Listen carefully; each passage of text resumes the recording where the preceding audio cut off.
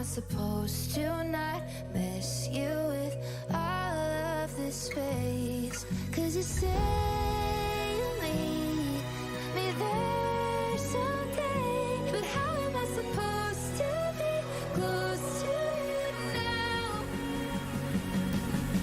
It's cold tonight, darling, are you cold tonight?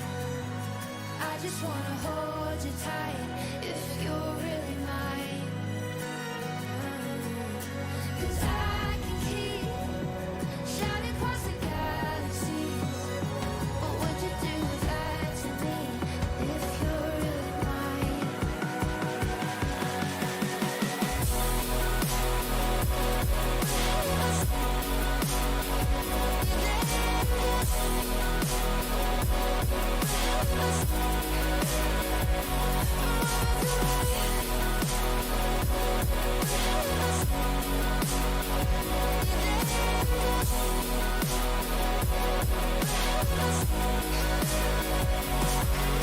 It's cold tonight, darling, are you cold tonight?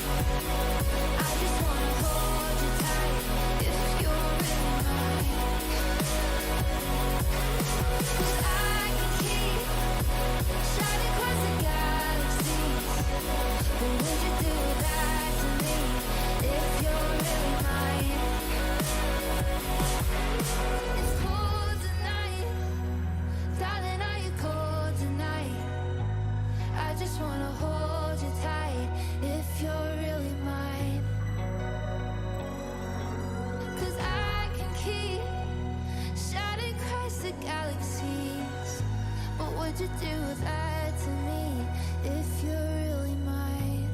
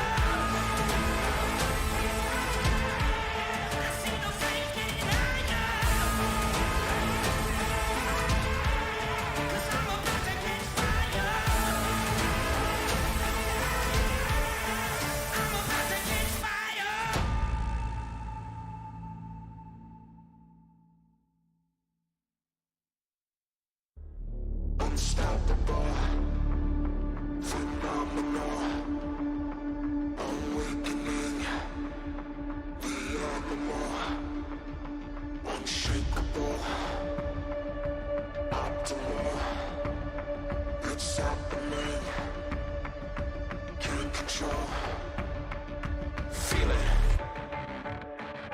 feel it, feel it.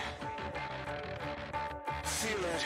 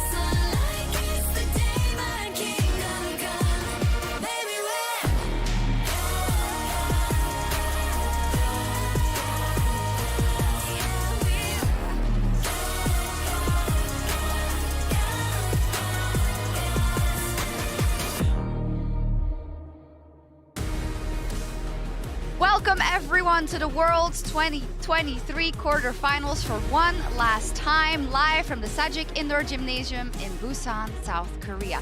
Today is such a big day because it is the LCK's very last chance at the World Championship as T1 takes on the LPL's LNG and Scout, as we see him there, for the final spot in the semifinals. It's going to be such a huge mountain to climb for T1 if we look at how difficult it will be to get to the finals, but it all starts right here. They can't drop the ball on them. I know, it's going to be so much pressure on them though, to try and keep those LCK hopes alive, to try and keep the pride of their region there. But I mean, it kind of feels poetic in a way that that mantle does fall to T1. Baker, please! You're our only hope! Baker won Kenobi! He's the only thing standing between us and a full LPL semifinals. Crazy. My name is Shox. I'm here at the desk for this day with Emily, with Dagda, and with Kobe. I think depending on where you fall on the spectrum of fandom, right? There's millions of LPL fans who would be very happy with that. But I do agree. We want that big upset story, the one LCK team, hopefully against all of them. It's just too good. How do we get here? Well, yesterday, JDG played KT, and we had someone very invested right next to me. But unfortunately, it was kind of what we expected, right? Yeah, so, I mean, this... And as we watch Knight with this, like, massive pop blossom, for anyone that doesn't know, I'm a KT fan. And while I am used to this, you'd think I'd be used to the heartbreak, but, you know, I still feel a little bit poorly about it. I do think, honestly, like, I thought we were going to a game 5, and then this play happened. You know, Ruler just absolutely pops off after this. It was really cool to see from JDG. I mean, JDG are such a strong team. I do think they showcased in this matchup why they are considered such massive tournament favorites. I do think, though, that KT did themselves proud. I think they did an incredible job yesterday of, like, in game number 1, having that split push composition, out team fighting JDG with that style as well. And then, as you say, it felt like game 4, we were destined to go to that game 5. KT put up such a massive showing against the tournament favorites. Doesn't make it feel better. My favorite part, too, about the last game is that we do so many segments where we're deep diving. JDG are the masters of team fighting. Look how they peel for their magnificent carries. Everyone's blocking for them, creating space. That last fight was just Ruler and Knight. Yes. There was no peeling. There was nobody creating space for them. Yeah, KT was creating space for Yeah, true. The vision control was creating space. And the funniest thing to me, you know, we're always looking at the mechanics and everything, but Knight also, he picked the Dark Star skin for Orianna, which makes it purple, like Syndra, and hiding the Orianna ball, like all these little things to min-max. I love trying to squeeze out those little advantages. Yeah, and JDG were the biggest favorites, and they still are. We saw that other teams, of course, dropped out. We saw the bracket just a second ago. Gen.G didn't make it, but we have JDG remaining. I do want to take a look at a graphic we've shown a couple of times already in terms of the LPL versus the LCK. Historically, why is the LPL so successful this year, we think?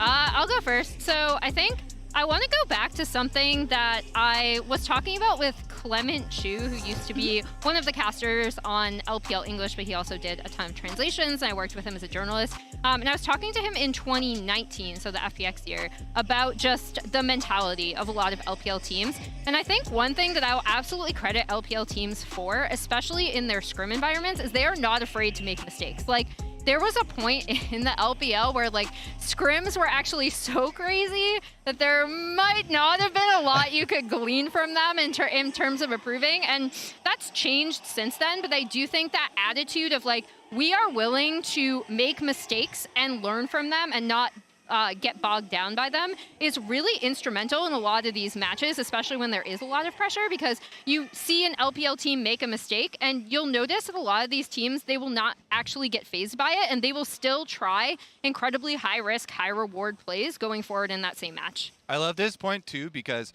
so long throughout the history of League of Legends, it's been a difficulty for coaches to be able to set up specific things to practice. But LPL teams go into scrims to practice a specific piece. They don't tell you about it, and they, like, hide everything else. I think that's how you get the most out of these scrims and don't give away too much to your opponents. I think as well, it kind of lends itself to the fact that I think LPL teams are more willing to take that risk in a game where they're like, hey, look, we can make this mistake. It's not going to come back to bite us as hard. And you'll see them take the 35-65% play, where it's like, hey, it's kind of catching people off guard. You're not expecting them to be in the positions they are. And we see it a lot with players like Missing yesterday, where he's like sending it. If he gets caught, that could be the entire game over. But he's willing to put himself in that position and take the blame, but to potentially make that game-winning fight as well. Yeah, and I think the other thing that I'll highlight about LPL teams specifically is a lot of times when we look at how they're choosing their fights, we talk about, okay, why are you fighting over nothing? That's not how any of these teams see it. They're always fighting for something. They're fighting for cooldowns. They're fighting around item spikes and that specific stuff. So that's another thing I think I can credit the LPL specifically for and the way they see the game. And I think it's only really we're starting to see that now, because if you look at what's on your screens at the moment, this time last year, it was a very different story. We had one LPL team that was in there, that was JDG, and immediately they got knocked out in semis by T1. I think it's kind of a long, drawn-out combat to get to the position that they're in, where they are learning from their mistakes, where they're taking all the learnings that they had from last year and now implementing them this year. Yeah, LCK was so good. The meta also plays such a big part Yeah. in it. Last year, you know, the Akali Silas meta, they had the master of it, and they made it all the way through. And then this year, meta's been pretty stable for JDG, and iron sharpens iron in the LPL. Having JDG, this super team there to actually lead the way is definitely benefited Yeah, them. and we'll see if it comes to fruition, because there is still one LCK team there we'll start talking about in just a second, but a bit of a lighter tone to kind of set the mood and maybe tell some of the stories of our teams and our players in a different way. We're going to play a game called Blind Pick. It's basically Who Is It, if you've played that before. So I'm going to write something on the whiteboard. Do you want to Okay, start, Kobe? fine, And then sure. you have to guess, and you can only ask, Okay. what's this, No, 11, look. 11, 0, and 3? What have you written down? Okay. Huh? You've written down 11, 0, and 3. That's notes for later. Okay. They don't exist anymore, I'm sorry. You're going to have to remember it. Okay. Ooh, okay. So explain what you're doing. You're writing down I'm a player writing down name. a player. You don't know, and you can only ask yes or no questions, and you have to get it. Okay. Yes. Is my player playing today? No. No. Not playing today. Does my player play a carry role? Kind of. He does. Oh, yeah, he does, yeah. Is my player a top laner? No. No. A jungler? Yeah. Yes. Is it a North American player? No. No. Oh, no. It's not playing today. Peanut? No. Come on, think about your question. It's too hard. I give up. Oh my God. The thing is, I would want to use the joke about choking, but you didn't choke it. Yeah, yet. So he I just can't. gave up. Ah, okay. Okay. Give it back. Oh, yes. Here you go. Is this permanent marker? Or? No, we're good. It's board Okay, we're marker, good. yeah. I'm Okay, afraid. Good. Well, we're about to find out either way. Yes. Don't look at Okay, the yeah. replay monitor. Yeah, I'm gonna put it here so Oh, you guys that's can see, smart. but I have no idea what's going on. All right. So. Oh, that is Okay. smart, actually. Okay, is it? Do they play on the top side of the map? Yeah. Yes. Yes. Are they a top laner? Yes. Okay. Just in case, could be jungler still. Are they playing today? No. Okay. Are they from the LPL? No. No. Are they from the West? Yes. Are they from the LEC? No. No. Okay. Come on. It's only people in quarterfinals, so. Yeah. Oh, it's only people in quarterfinals. Yeah. Oh, cool. Is it Dokla? Yes. God, sorry. I was blanking for a second. And God, the so- pressure's on. I know, I start It's like, sweating. Jesus, I yeah, forgot I we now had understand. I yeah. forgot we had a blindfold, but whatever. fine. I'm Whatever. such a bad Hey, games you're, master. you're running this game. Yes, so Dagda actually got it, so if you get it faster and less questions, you get Oh, our crown. I am running this down. How many questions did he have? 6. Did you keep track? Nailed it. I have a feeling Emily's going to destroy us. All though. right. No, Emily is I'm not. really good at these games. All right. Okay. Okay. Okay. Do I play on the bot side of the map? Yes. Yes. Am I a support? No. No. Am I playing today? Yes. Yes. Am I Gumayushi? No. No. There's one other now. Am I Gala? Yes. Oh, and that was 5, so you win the game. Oh, yay! You get the crown. Is this gonna stay on my head? You know, It does. Okay. I want it to stay for the entirety of Countdown. Yeah. Amazing. Thank you all It's for probably playing. gonna fall off, but we'll see. A well-needed bit of brevity before we get back into the story of the day, and that is mostly about how for T1, the task ahead of them is absolutely monumental. Only LPL team, starting with LNG today, and if you get through that, well, then you get to play JDG, so it's just insane, Kobe. Honestly, yeah. But you have to think one step ahead, okay? Okay. Just focus on today. It can be daunting looking at the entirety of the top end of the LPL, but one step at a time. I love the Faker Photoshop Yeah, it's from great. LS. It's amazing. When it comes to T1 though, as you said already, Dagda, it is kind of poetic that it is T1. That I think it also kind of shows how big the expectations always are on this roster. Even though they have done very well with this iteration of the roster, it isn't enough until they win a world championship, until they win an MSI. Yeah, and it's a bit heartbreaking to see how many of those finals they have got to. I mean, if Faker makes it to this one, it's his 6th international World Finals even coming into this. So I think there's a huge amount of pressure to try and perform and be at that level, especially when you are that final LCK team, and you get to see it here on your screens. I mean, 2017 they hit finals, lose to Samsung Galaxy. Last year against DRX in what was supposed to be the moment for T1, they fall short just again, and now they need to make it the full distance if they hope to hold on to those LCK hopes. And yeah, one thing you will note there is that T1 have actually never been eliminated by an LPL team before in a knockout round like this. That is also by virtue of the fact that this is the first year we finally had none of those team kills lined up in quarterfinals. But I do think that's an interesting statistic to bring in as we look over Faker's extensive world championship history. I don't remember the year unless I remember the memes like the broccoli or the head roll on stage or whatever. But it is crazy to see, and that Faker is still so much at the center of this lineup. And the key thing about it too, not only has he not been eliminated by an LPL team, Faker has never gone out in quarterfinals. He has always at least got into semifinals. So it would be a huge divergence if they lose here today. It would be. T1 dropped a 2-hour Gumayushi documentary a few days ago that I watched, and they were saying about last year that they didn't really think that this was not their time. They thought this was their time. That he even thought, can it be this easy? And that was a huge comeback down to earth for T1, but maybe a good way not to stay complacent. And I see Faker is trying to get in his zone. He's meditating. He is. It's crazy because if you look at this particular T1 roster and you give them the expectations of any other org or any other players, then they would be like, we're wildly successful. But this team has only won the one trophy that was Spring LCK right when they were put together. They really need that capstone before the team breaks up. That would be so heartbreaking if they don't get one, because they're so good. You set it up there. We have heard from some of the members this might be the very last time that we play together in terms of this roster. Yeah, and the interesting discussion this brings, because of their kind of history of making it to these international finals or making it far at international events and then falling just short.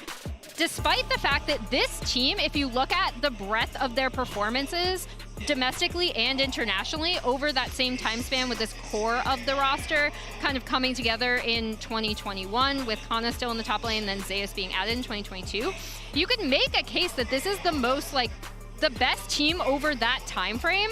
And then the thing that sticks is, sticking the landing. Yeah, exactly. We have a heartbreak timeline. We did that yesterday also already. It was a tier list then, but for T1 specifically as well, it just shows how hard it is to kind of finish the job, even if you got there against all odds, because have to remind ourselves that often in these cases where they made the runs to finals, we didn't really consider them a favorite either, right, coming out of the region, or the favorite, I should say. Yeah, and I think that's why it's kind of heartbreaking to see how often it has come back to being T1 and how they just haven't quite been able to get it across the finish line. I think they've been world class for so long, and every time we seem to get them, I mean, you can look at the screen, how many of those games are going the full distance to those 5 games, and it's just at that last little hurdle that they end up falling. And I think that's where, for so many fans, it's, as Kobe was saying, to put the capstone on this organization and on this team, to be able to find that success would be a wonderful thing to find here at Worlds. Yeah, and because of the organization's history, this is a team that once you join it, there's a monumental amount of pressure regardless of what you've accomplished, right? This is South Korea's team. This is by far and away the most popular team. We've been going to a coffee place near the pop-up store in the mall, and it's always jam-packed. Today, there was a line winding all the way up the stairs. So, I mean, I cannot understate just how massively popular this team is, and also how already, even if we don't include everything we just talked about, how much pressure is involved with playing for T1. Definitely so. So many storylines going into today, not in the least in the mid lane, because today the GOAT and his former students are finally meeting in a Worlds knockout stage as Faker and Scout are facing off in our featured matchup presented by Mercedes-Benz.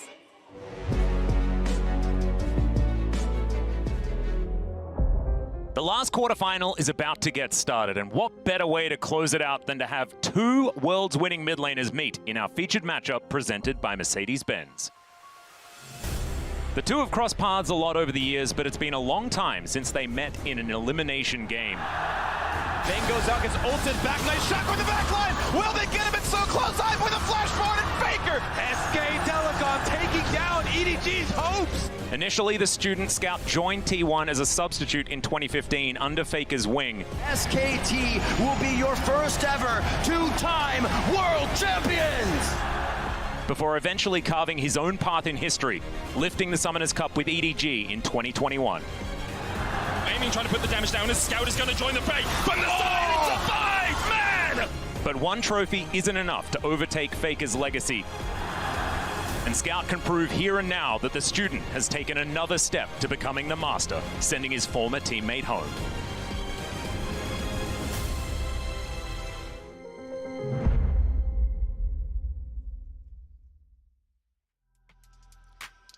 I love the stage setting by Atlas there in that piece about how there's such a big legacy, but it means nothing if you can't make it through on the day, especially versus a Scout who's been playing lights out this tournament so far. Yeah, one thing I want to stress about Scout is that sometimes you have those all-pro votes that you're kind of like, I don't know about this, you know, and this year, or this summer rather, Knight got the first team All-Pro mid laner, but Scout got MVP, and he's actually now a two-time MVP on the year, which is just showcasing how instrumental his performances are to this LNG's team's success. And I think a lot of Chinese fans in the LPL finally feel like Scout is getting the success and the recognition that he deserves. When you look back to over the last couple of years, I mean, the guy's a world champion, but we haven't really seen him getting the MVPs or getting those moments to shine. And he's one of the favorites of those LCK imports. He's picked up a ton of Chinese almost immediately coming into the country. I even speaking with a slight Wuhan accent because of how much he talks to Clear Love, which is cool. But yeah, he has been so instrumental to this region, dedicated to EDG,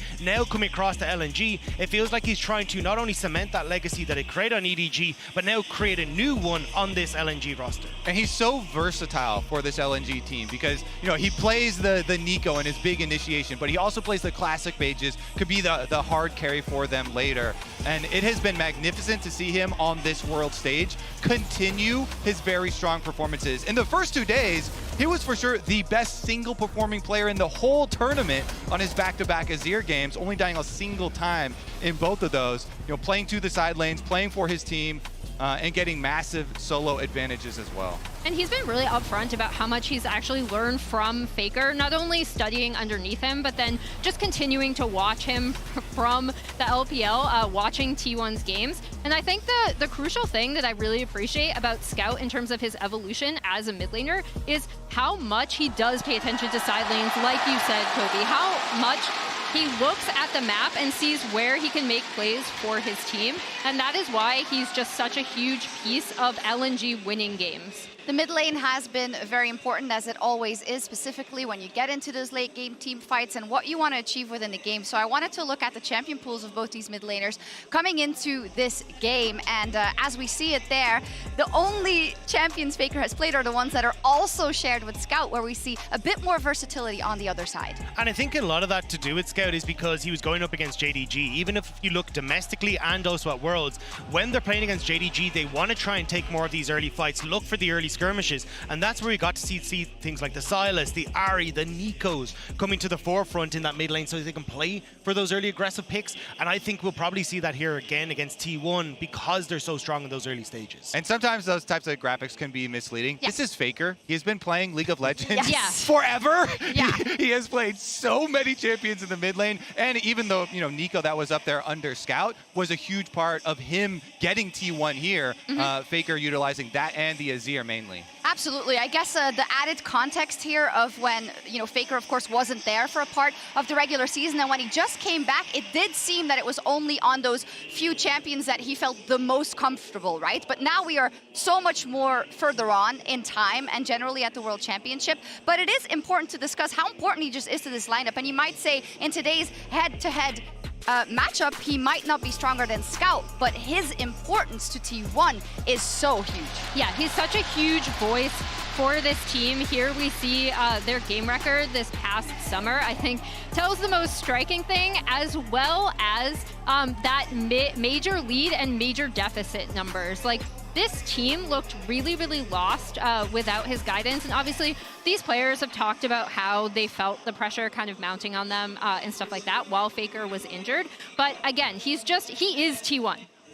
Honestly, to he me, truly is. He is T1. It came at a pretty good time because people had started to question, does Faker still have it, you know? And then this summer was such good evidence that he brings even more than his on-stage performance to these teams that he's on. And I think that's the showcase of some of the top mid laners we have in the world, right? It's not only the case that you can do incredibly well mechanically or in these team fights, it's being able to almost like puppet master the map, being able to be in control of these side lanes, realizing what you need to do. And I think that just showcases a kind of an omnipresence that Faker has that is just absolutely incredible to witness when you see him on the rift. Yes, but all 5 players have to perform if you want to win a match here at Worlds. And we talked to Gumayushi after they locked their spot in the knockout stage about their confidence moving forward.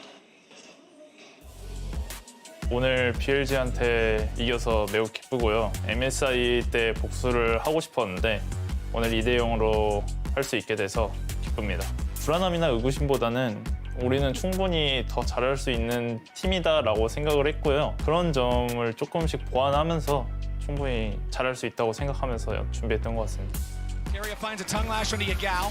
No more follow-up here just yet. Nice root coming out from Gumayushi. Now they're going to go in. There's the wombo combo. T1 ain't going to kill anybody just yet. Yagao barely gets away. Owner's ready to swoop in for the Cataclysm. And on gets turned off. Gumayushi flips the switch. And now Shun tries to fire back. Massive double kill over the top. 저희는 롤드컵 시작하기도 전부터 우승권이라고 충분히 생각을 하고 있었고요. 열심히만 하면은 충분히 우승할 수 있다고 생각합니다. 저희 8강 진출에 성공했는데 8강 이기고 4강 이기고 결승도 진출해서 꼭 우승할 수 있도록 하겠습니다. 화이팅!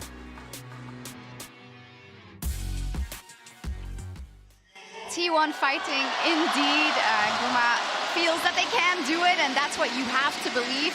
And we've talked a lot about T1 because of being in Busan, because of being in South Korea, and because of the job they have at hand. But LNG are now no slouches. They are a very, very impressive team, and they were a bit underrated when you look at the latter season, I think, in the LPL, but they shut up a lot of people. I think that kind of is the story of LNG as a whole, though. Even when you look back at this time last year, they finished in 7th and ran almost the entire way through that lower bracket, nearly making it to Worlds, finishing 3rd in the regional qualifiers. And now we get to see a very similar story where a lot of people are looking at the likes of EDG coming in to be that team that went to Worlds. And then it was only after we got to see them pop off in playoffs, push JDG every single time these two teams have faced off, that people started to say LNG is actually the 2nd seed from the LPL. And across the board, this roster is looking to nearly create a new legacy away from what has been their traditional homes. We already talked about Scout, Gala with RNG, but also on that top side for Zika. Yep. Zika is an incredible top laner that's been added. His rookie year was last year, but he's actually become known as the bidding king over in the LPL because he had the highest transfer fees of any player in the LPL this year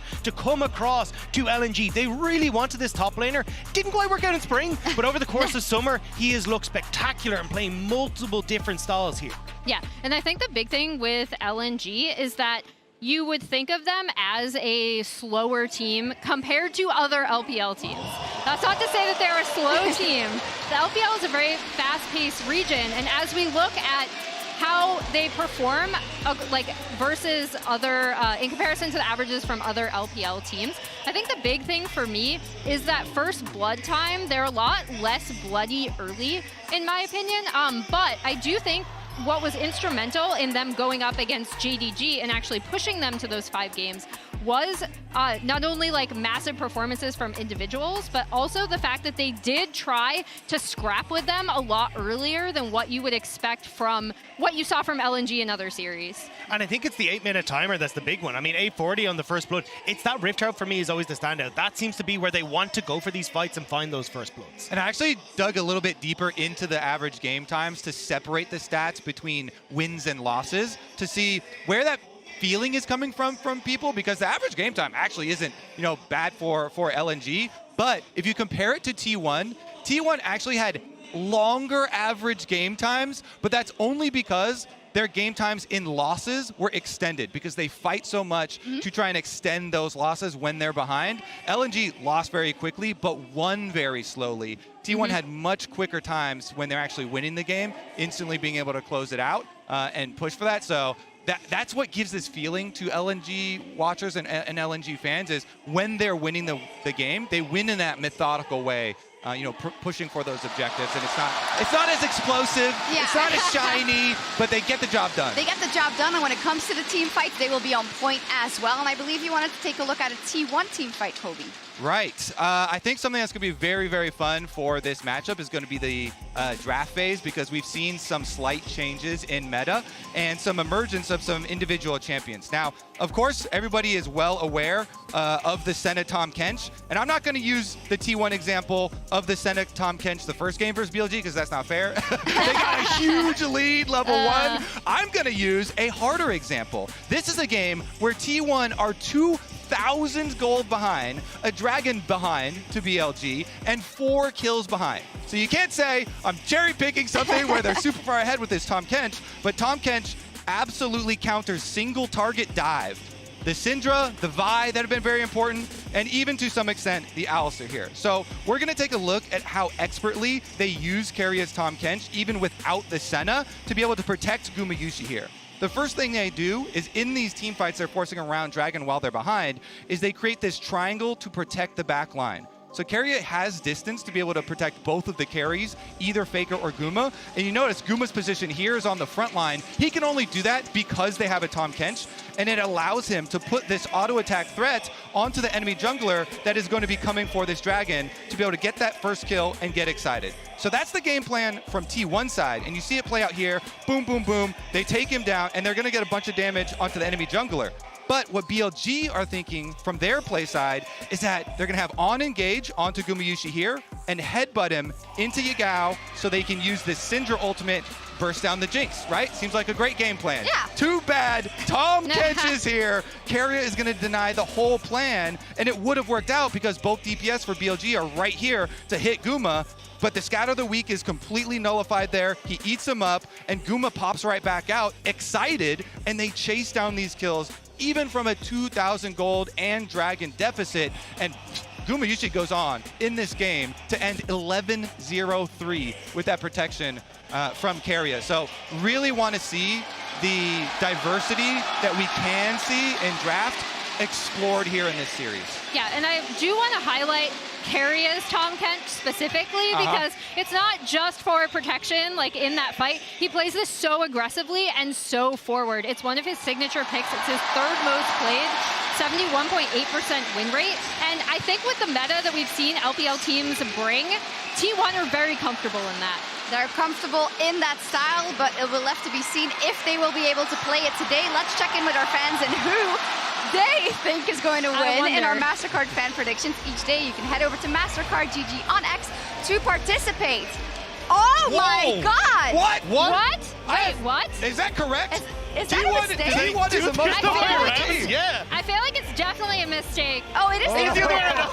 And we're not saying this in terms of kind of how we think this match will go, but in terms of kind of the fan backings that we've seen on X so far, right? Wow, we were just baited. We were baited. Does not reflect the actual powers that be. In any case, though, as we get very close, it is fixed now. There we go. But so much between it, just kind of before we get to that first pick and ban. T1, the last hope of the LCK. Their hopes and dreams of all the fans in the LCK. They rely on the flagship organization of T1 with such a tough road ahead of them of LPL super teams. They will need to perform to their absolute peak. Will LNG silence Busan as all the LPL teams have done so far? Will LNG do it once and for all today, or will the hometown favorite make the crowd erupt? Let's kick off this quarterfinal.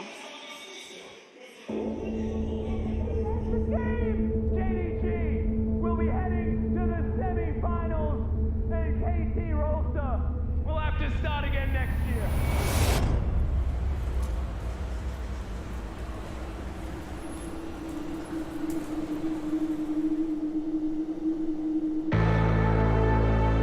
스카웃. 2015년 SKT의 연습생이었던 그는 멀리서 그 그의 우상인 페이커의 롤드컵 우승을 지켜보았습니다. 2016년 페이커의 서브가 된 그는 아쉽게도 그의 그림자에서 벗어날 수 없었죠. LPL에서 새로운 기회를 얻은 스카웃, 끊임없는 노력 후 2021년 롤드컵을 들어올립니다. 2023년 그는 고향인 한국에서 LNG와 함께 운명적으로 페이커와 대결하게 됩니다. 그들의 첫 다전제 경기죠. 상혁이 형은 선수로서 좋은 마인드셋을 가지고 오랜 기간 동안 좋은 성적을 낸 게 정말 존경받을 만한 선수인 것 같고 선수로서의 책임감 같은 게 많이 느껴져서 그런 부분을 좀 따라하려고 했던 것 같아요. 2021 World Champ, the MVP in the LPL regular season, an absolute force. 스카 선수는 예전부터 게임에만 집중하고 굉장히 조용한 선수였는데 그 덕분에 지금은 최고의 선수가 되었고 다시 맞붙게 되었습니다. 스카 선수랑 굉장히 오랜만에 다시 만나게 됐는데 얼마나 성장했을지 기대가 되고 빨리 맞붙고 싶습니다. 这也是我因为我之前的成绩都是8强嘛，所以在8强的时候再度击败去年击败我的战队，我觉得这个对我来说非常有意义。你们22年釜山的噩梦将在这里重现。RNG gonna turn Busan into a library. 我们会让这里再度鸦雀无声。 서로의 이기고 지고 하는 과정에서 Faker did get injured. They are on a 4-loss streak. 서로의 속마음을 털어놓는 시간들도 있었고 Faker making his way back in. 100%의 T1도 보실 수 있을 거라고 생각합니다. And they turn this one around. A clean ace going into the hands of T1. 상혁이 형, 지금 저는 많이 성장했으니까 지금의 저를 느껴보세요.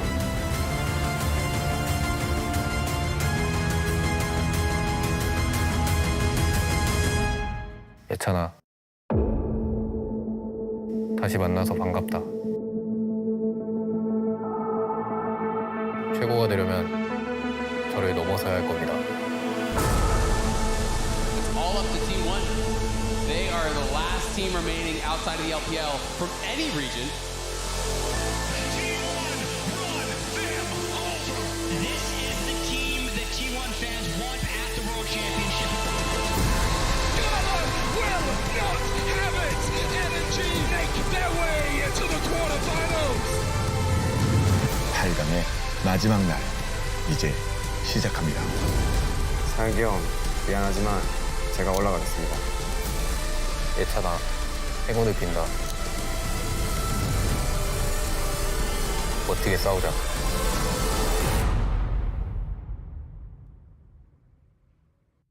What's your play, God? What's your play, God? They gotta crumble one by one. Then we gon' ride right into the sun like it's the day my kingdom come. Baby,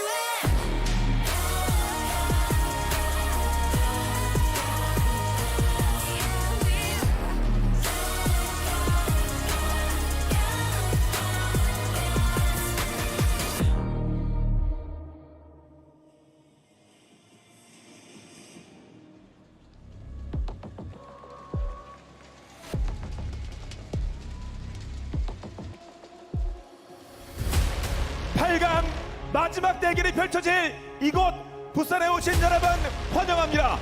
오늘 경기에 나설 두 팀을 맞이할 시간입니다.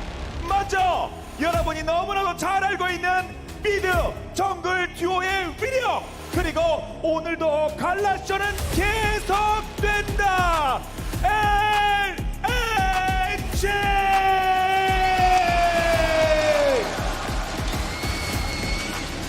Hello, everyone, and welcome back to Busan for our final clash of the quarterfinals. Please join me in welcoming our two teams to the stage with the jungle mid duo known to everyone here in Busan and the unstoppable Gala in the bot lane. It is LNG.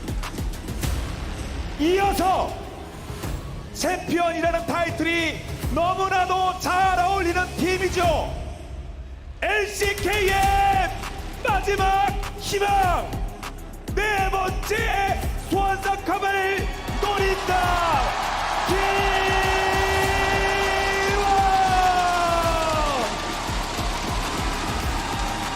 A team synonymous with championships, looking to raise the Summoners Cup for the 4th time, none other than T1.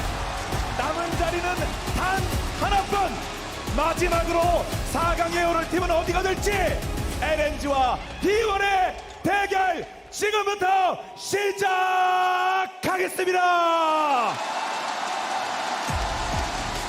Just one spot in the semifinals remains. Caster Jun said it best. Let the battle begin.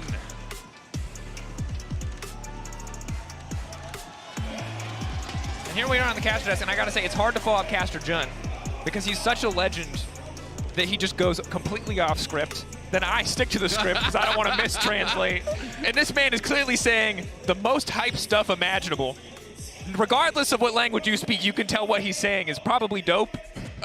It's just a hard act to follow. That's all I'm saying. Has like 5 words. The Caster Jun talks for 2 minutes. Yeah. Don't worry. Atlas said it best yesterday. He's given up on trying to follow up Caster Jun. What an intro. And I got to say, of all the quarterfinals, I think this is on paper the one that is going to feel the closest. We've had some great series, but I think this one might top it all. This one is going to be so good. I'm so ridiculously excited, and welcome to you as well. This is your intro, Good to be here. Yeah, Draco's Chronicler and Azale for the cast. Thrilled to be here, gentlemen, and thrilled to be here for this game. Can't wait to see EU play. You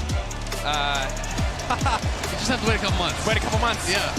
Anyway, here we are. Bands coming in hot and fast. A lot of questions about what both teams are going to prioritize here. No surprise to see Renata taken away. Caitlyn a bit interesting, but has been a priority pick alongside the Nico and the Zaya. Yeah, Caitlyn specifically a pick that Gumayushi loves, and I wouldn't be surprised if Keria added more high-pressure supports to his arsenal, something that T1 used really well this year in spring. And with Caitlyn especially, it can become really hard. And I think the meta has shifted more and more towards Prio on bot side. Exactly. It's been so much about fifth pick, counter pick, 4 supports, you know, from these LPL teams that we've seen win in 3 back-to-back days. But you talk about Keria, you talk about his flexibility, even back to when we were having, you know, all kinds of crazy supports in the bot lane, the ADCs, everything. Keria can play it all. So I really am so interested to find out what the preparation is here for T1. They're on red side. Will they go 5th pick, counter pick here for Keria and really try to run this first game through bot lane? That's my biggest question. And right from the get-go, I like this from LNG. Take away this J4 from Owner. Owner has been the biggest point of contention for T1. One of the members that wasn't really able to perform, but this far on Worlds has been able to have a really big impact. And LNG also gets Galas Kai'Sa and Scouts Azir. These are the 2 champions that I feel like you associate most with these iconic players, and that is really, really scary. You know, people are generally enjoying the Azir matchup into Orianna. You know, it is kind of a similar thought process to when you're playing against Victor, where you can try to go in on cooldown, force out those flashes, get repeat ganks, get the kills. But I will say at Worlds, most of our Orianna players have been able to play very well around that, and we haven't really seen them fall prey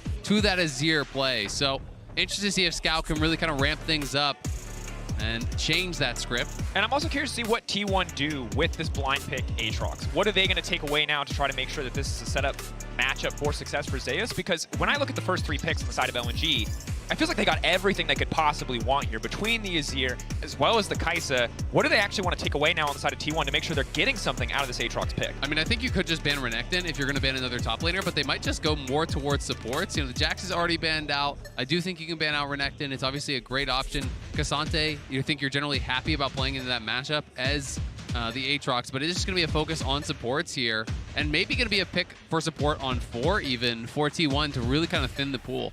Yeah, I wouldn't be surprised if LNG opt into the Senna ban here. We've seen the Senna be really successful into Kai'Sa specifically. And there is also still the flex potential. Like, I'm assuming this rel will go towards Owner, but there is still the opportunity for T1 to hold that until the end. I mean, clearly they're just trying to limit the engage options to pair with the Kai'Sa, right? You know, that is the emphasis here. The rel has already been taken away. Again, assuming it is going to go jungle, it is a flex, but you banned away the Alistar, you've banned away that Nautilus. There are other options still available, but their Khan getting banned out. So clearly, LNG was worried about what I was thinking might happen, which is that support pick on 4. So they self-ban out that Rakan, but it does mean now they go over towards the Senna. It's likely going to be Senna TK, but there are other options, and T1 is one of the only teams in the world that has shown us that at a high level. Specifically, Keria has been, I think, the most impressive when he can find these counter picks on support. And with Senna, it really opens up the pool of available picks. Okay. Oh, the crank is here! This is like almost a pre-counter to that Tahm Kench. You're kind of expecting the Tahm Kench to come in. People do like this matchup. You can go aggressive with that Blitzcrank, but this is a feast or famine style pick here for Hong, and he's going to have to perform well because if you fall behind on Blitz, you become useless fast. And this Gwen actually is the counter pick that T1 opted into in Game 5 of the finals last year into the Aatrox. We'll see if Zika has a better time. Didn't work back then. What is going to be the R5 counter pick here? I mean, this is I'm expecting it to still be the TK, but is he going to go with another option? Because I do think there's a lot of other good pairings. I've seen things like Cho'Gath. Neela is something that I've heard about. Yeah! And Neela's going to get locked in. It is the Neela Senna lane. This is something that a lot of people have been kind of whispering about it, talking about it in solo queue, popping up in scrims as well. The ability to all in here is really, really high. You can play it aggressive, and I think it's going to be a true support Senna. It's not going to be the fasting Senna here. It is just going to be a full-on Senna support. This is really exciting to see this brought out in such an important match. Absolutely. A crazy curveball to throw in game one. If you manage to come out on top in this game with a Neela pick, suddenly this is a must-pick ban, highly contested champion, can change the entire structure of draft moving forward. But can they execute on it? As highlighted, Neela, very feast or famine, synergizes with Senna fantastically, yes, but not the traditional safe, hyper-scaling AD carry. Very vulnerable as we get later into the game. Yeah, and the Neela specifically is something that T1 themselves suffered defeat from. It was one of the matches midway through summer when they lost against Noxious. And it actually was a really big point because that was the point where T1 really started to crack and we saw them falter more and more, and after that we did see the pick pop up a lot more, so even in summer it was already played someone in LCK. I mean, it's so interesting because Senna traditionally you want to pair with melee champions that are farming and you queue through them for the heal plus the poke at the same time. Neela basically works in the same way. Neela is essentially just a melee AD carry, right? Like you are playing that short range style, you're going to be between the enemy and your Senna, so the Senna can get that double value, can look for the pokes. You can look for all-ins as well, trying to go aggressive, trying to find those plays. And I'm so interested to see what kind of a build we're going to get from Guma because there's so many options. Some people even go things like that are more kind of tanky options, and they just act as like a pseudo-engage, that primary engage. What kind of a build is he going to go? That it really remains to be seen. Something we're going to have to find out as we get onto the Rift for game one here. Massive quarterfinal for all of the LCK, the last hope, T1. On the red side versus LNG. Of course, you can connect your League of Legends account with Prime Gaming to grab the exclusive Braum W emote. Get those rewards. Get in there. And we've already seen Hong actually place an early ward to try and take control of the brush. Obviously, into any Neela lane, you're going to try and make sure that you can actually threaten with the Blitzcrank, because if you just let Guma and Keria take control of the lane level 1, it can become really hard to play out, as once you get an experience lead, actually retaking control can be tough. I mean, Blitz just has to threaten all-ins in basically every Blitz lane ever, right? You offer nothing other than that. So, especially against a ranged support like the Senna, Keria doesn't have to farm. You're just going to be purely focused on harassing this Blitz, poking down this Blitz. And if Hong is not able to put on that pressure, if he's not able to step up and really make them worried about those hooks, then it's going to be tough, and they're going to use this pressure here. Level 1, really strong with both the bot laners there from T1 there to assist. Owner moves in. He's going to be able to steal away the Raptors and see if he can find anyone on the red. Doesn't see it, so he's just going to go back up towards his blue buff, looks like. Seeing what angle they can find to maybe generate an early advantage here, get something done. Finally, matchup, I think, is we're just going to keep coming back to it because it's so interesting, because it's such a unique duo of champions, but it's going to be frustrating for side of LNG, or it could be effortless. If they find a single all-in, if you shut this bot lane down early, it can fall apart, but if you play a slow lane against a champion who heals, Senna, a champion who boosts healing, Neela, you're not going to get anything done. And right now you can see how Gal and Hung already on the back foot here. Not able to walk up. Early level 2 comes through courtesy of the experience sharing from Guma as he grabs those creeps and just makes the lane that much more difficult. And both these champions, we talked about, Scout's going to have to flash. Flash to the safety, clockwork windup. Faker not going to overextend. Not going to step too far forward to push that advantage, but excellent start for him in the mid lane. Yeah, nicely played. Scout just went to the side to try to get a ward down, and Faker felt safe, knows that he has like his jungler relatively close to him, knew that he was able to play towards that side, just chases him down, forces the flash. At the same time, T1 are aware that Tarzan is somewhere on the top half of the map, right? They have the ward on the red. know that it hasn't been taken. So I think Faker not moving too far forward there and committing his flash, definitely something that is more risk averse and ends up working out well. Although we are seeing Tarzan take that Raptor camp, maybe might be looking for a gank afterwards. Faker is pretty far up. Well, and look where Faker is positioning though. You can see him playing towards the bottom side of this lane. He's going to play towards the side that his jungler is. You know, he's always going to be hugging more towards that side. He has the ward up on top side right there at the top of your screen. So he's going to be able to have time to react if this does come. You can see the wave was bounced and it's pushing slowly towards him. So Faker will take the base. He'll just TP back in. It's also worth noting that he is playing Comet. We see so many different options here for the Orianna as well as the Azir. Some people playing Halo Blades. This is the Conqueror style, so it is likely to be Nashor's. It's likely to be Leandri's as well for Scout, and we'll see if that is going to be the option. Obviously, can go Crown as well. There's just so many different styles that people can go towards. No flash, though. Incredibly flexible champion. Scout now stepping backwards. Should be okay here unless owner's willing to burn a summoner spell, but Tarzan there to cover.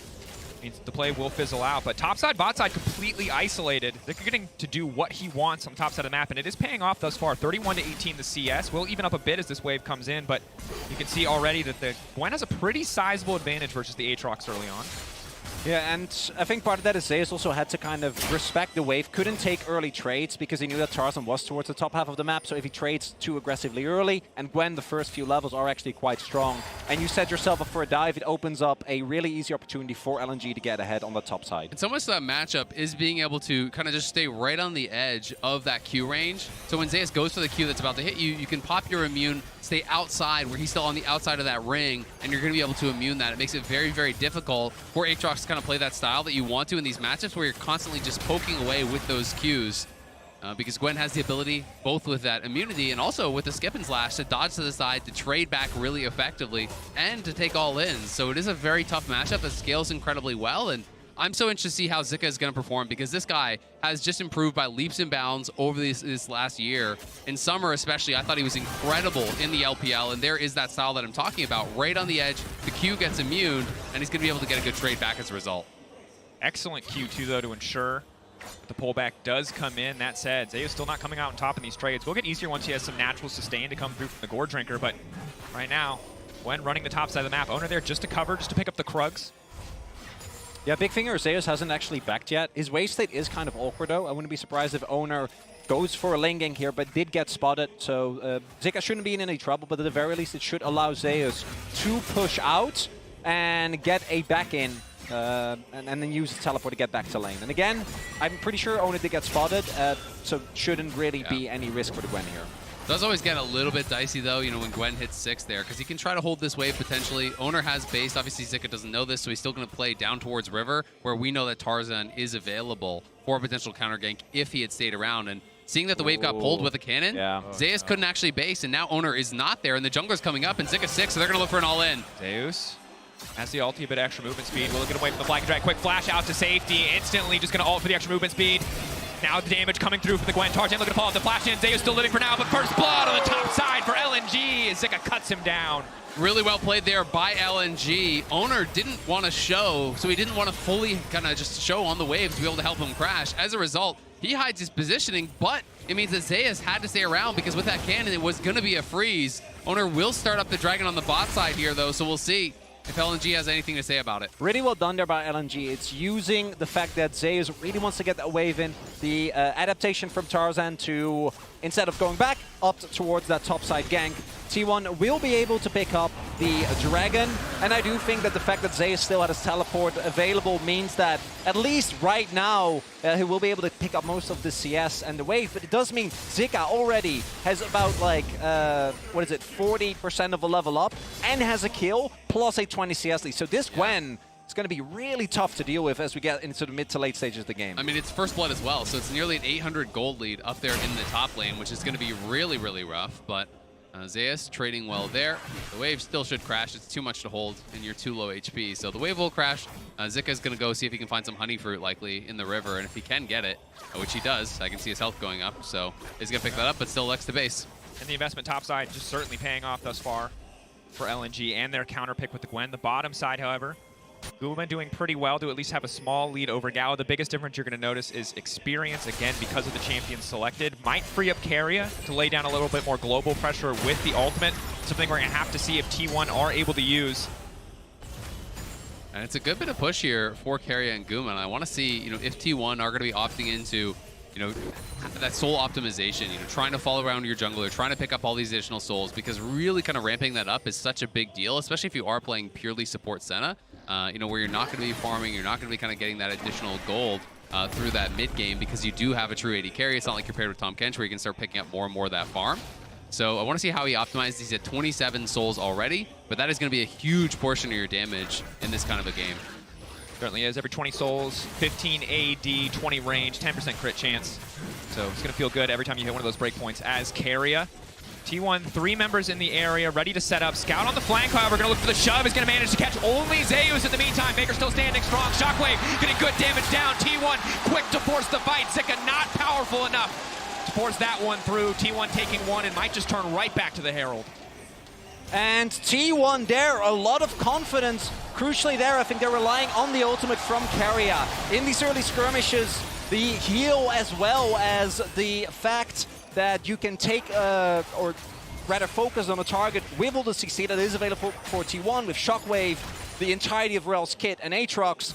And LNG going a little bit too ham on the early skirmish. Yeah, I mean, absolutely. Just look at the itemization for Scout right now. Like, he's got a crystal, he's got some mana and a dagger. That's it, right? Like, he doesn't really have much power behind this, so he does find a decent ultimate, but the follow-up's not going to be there.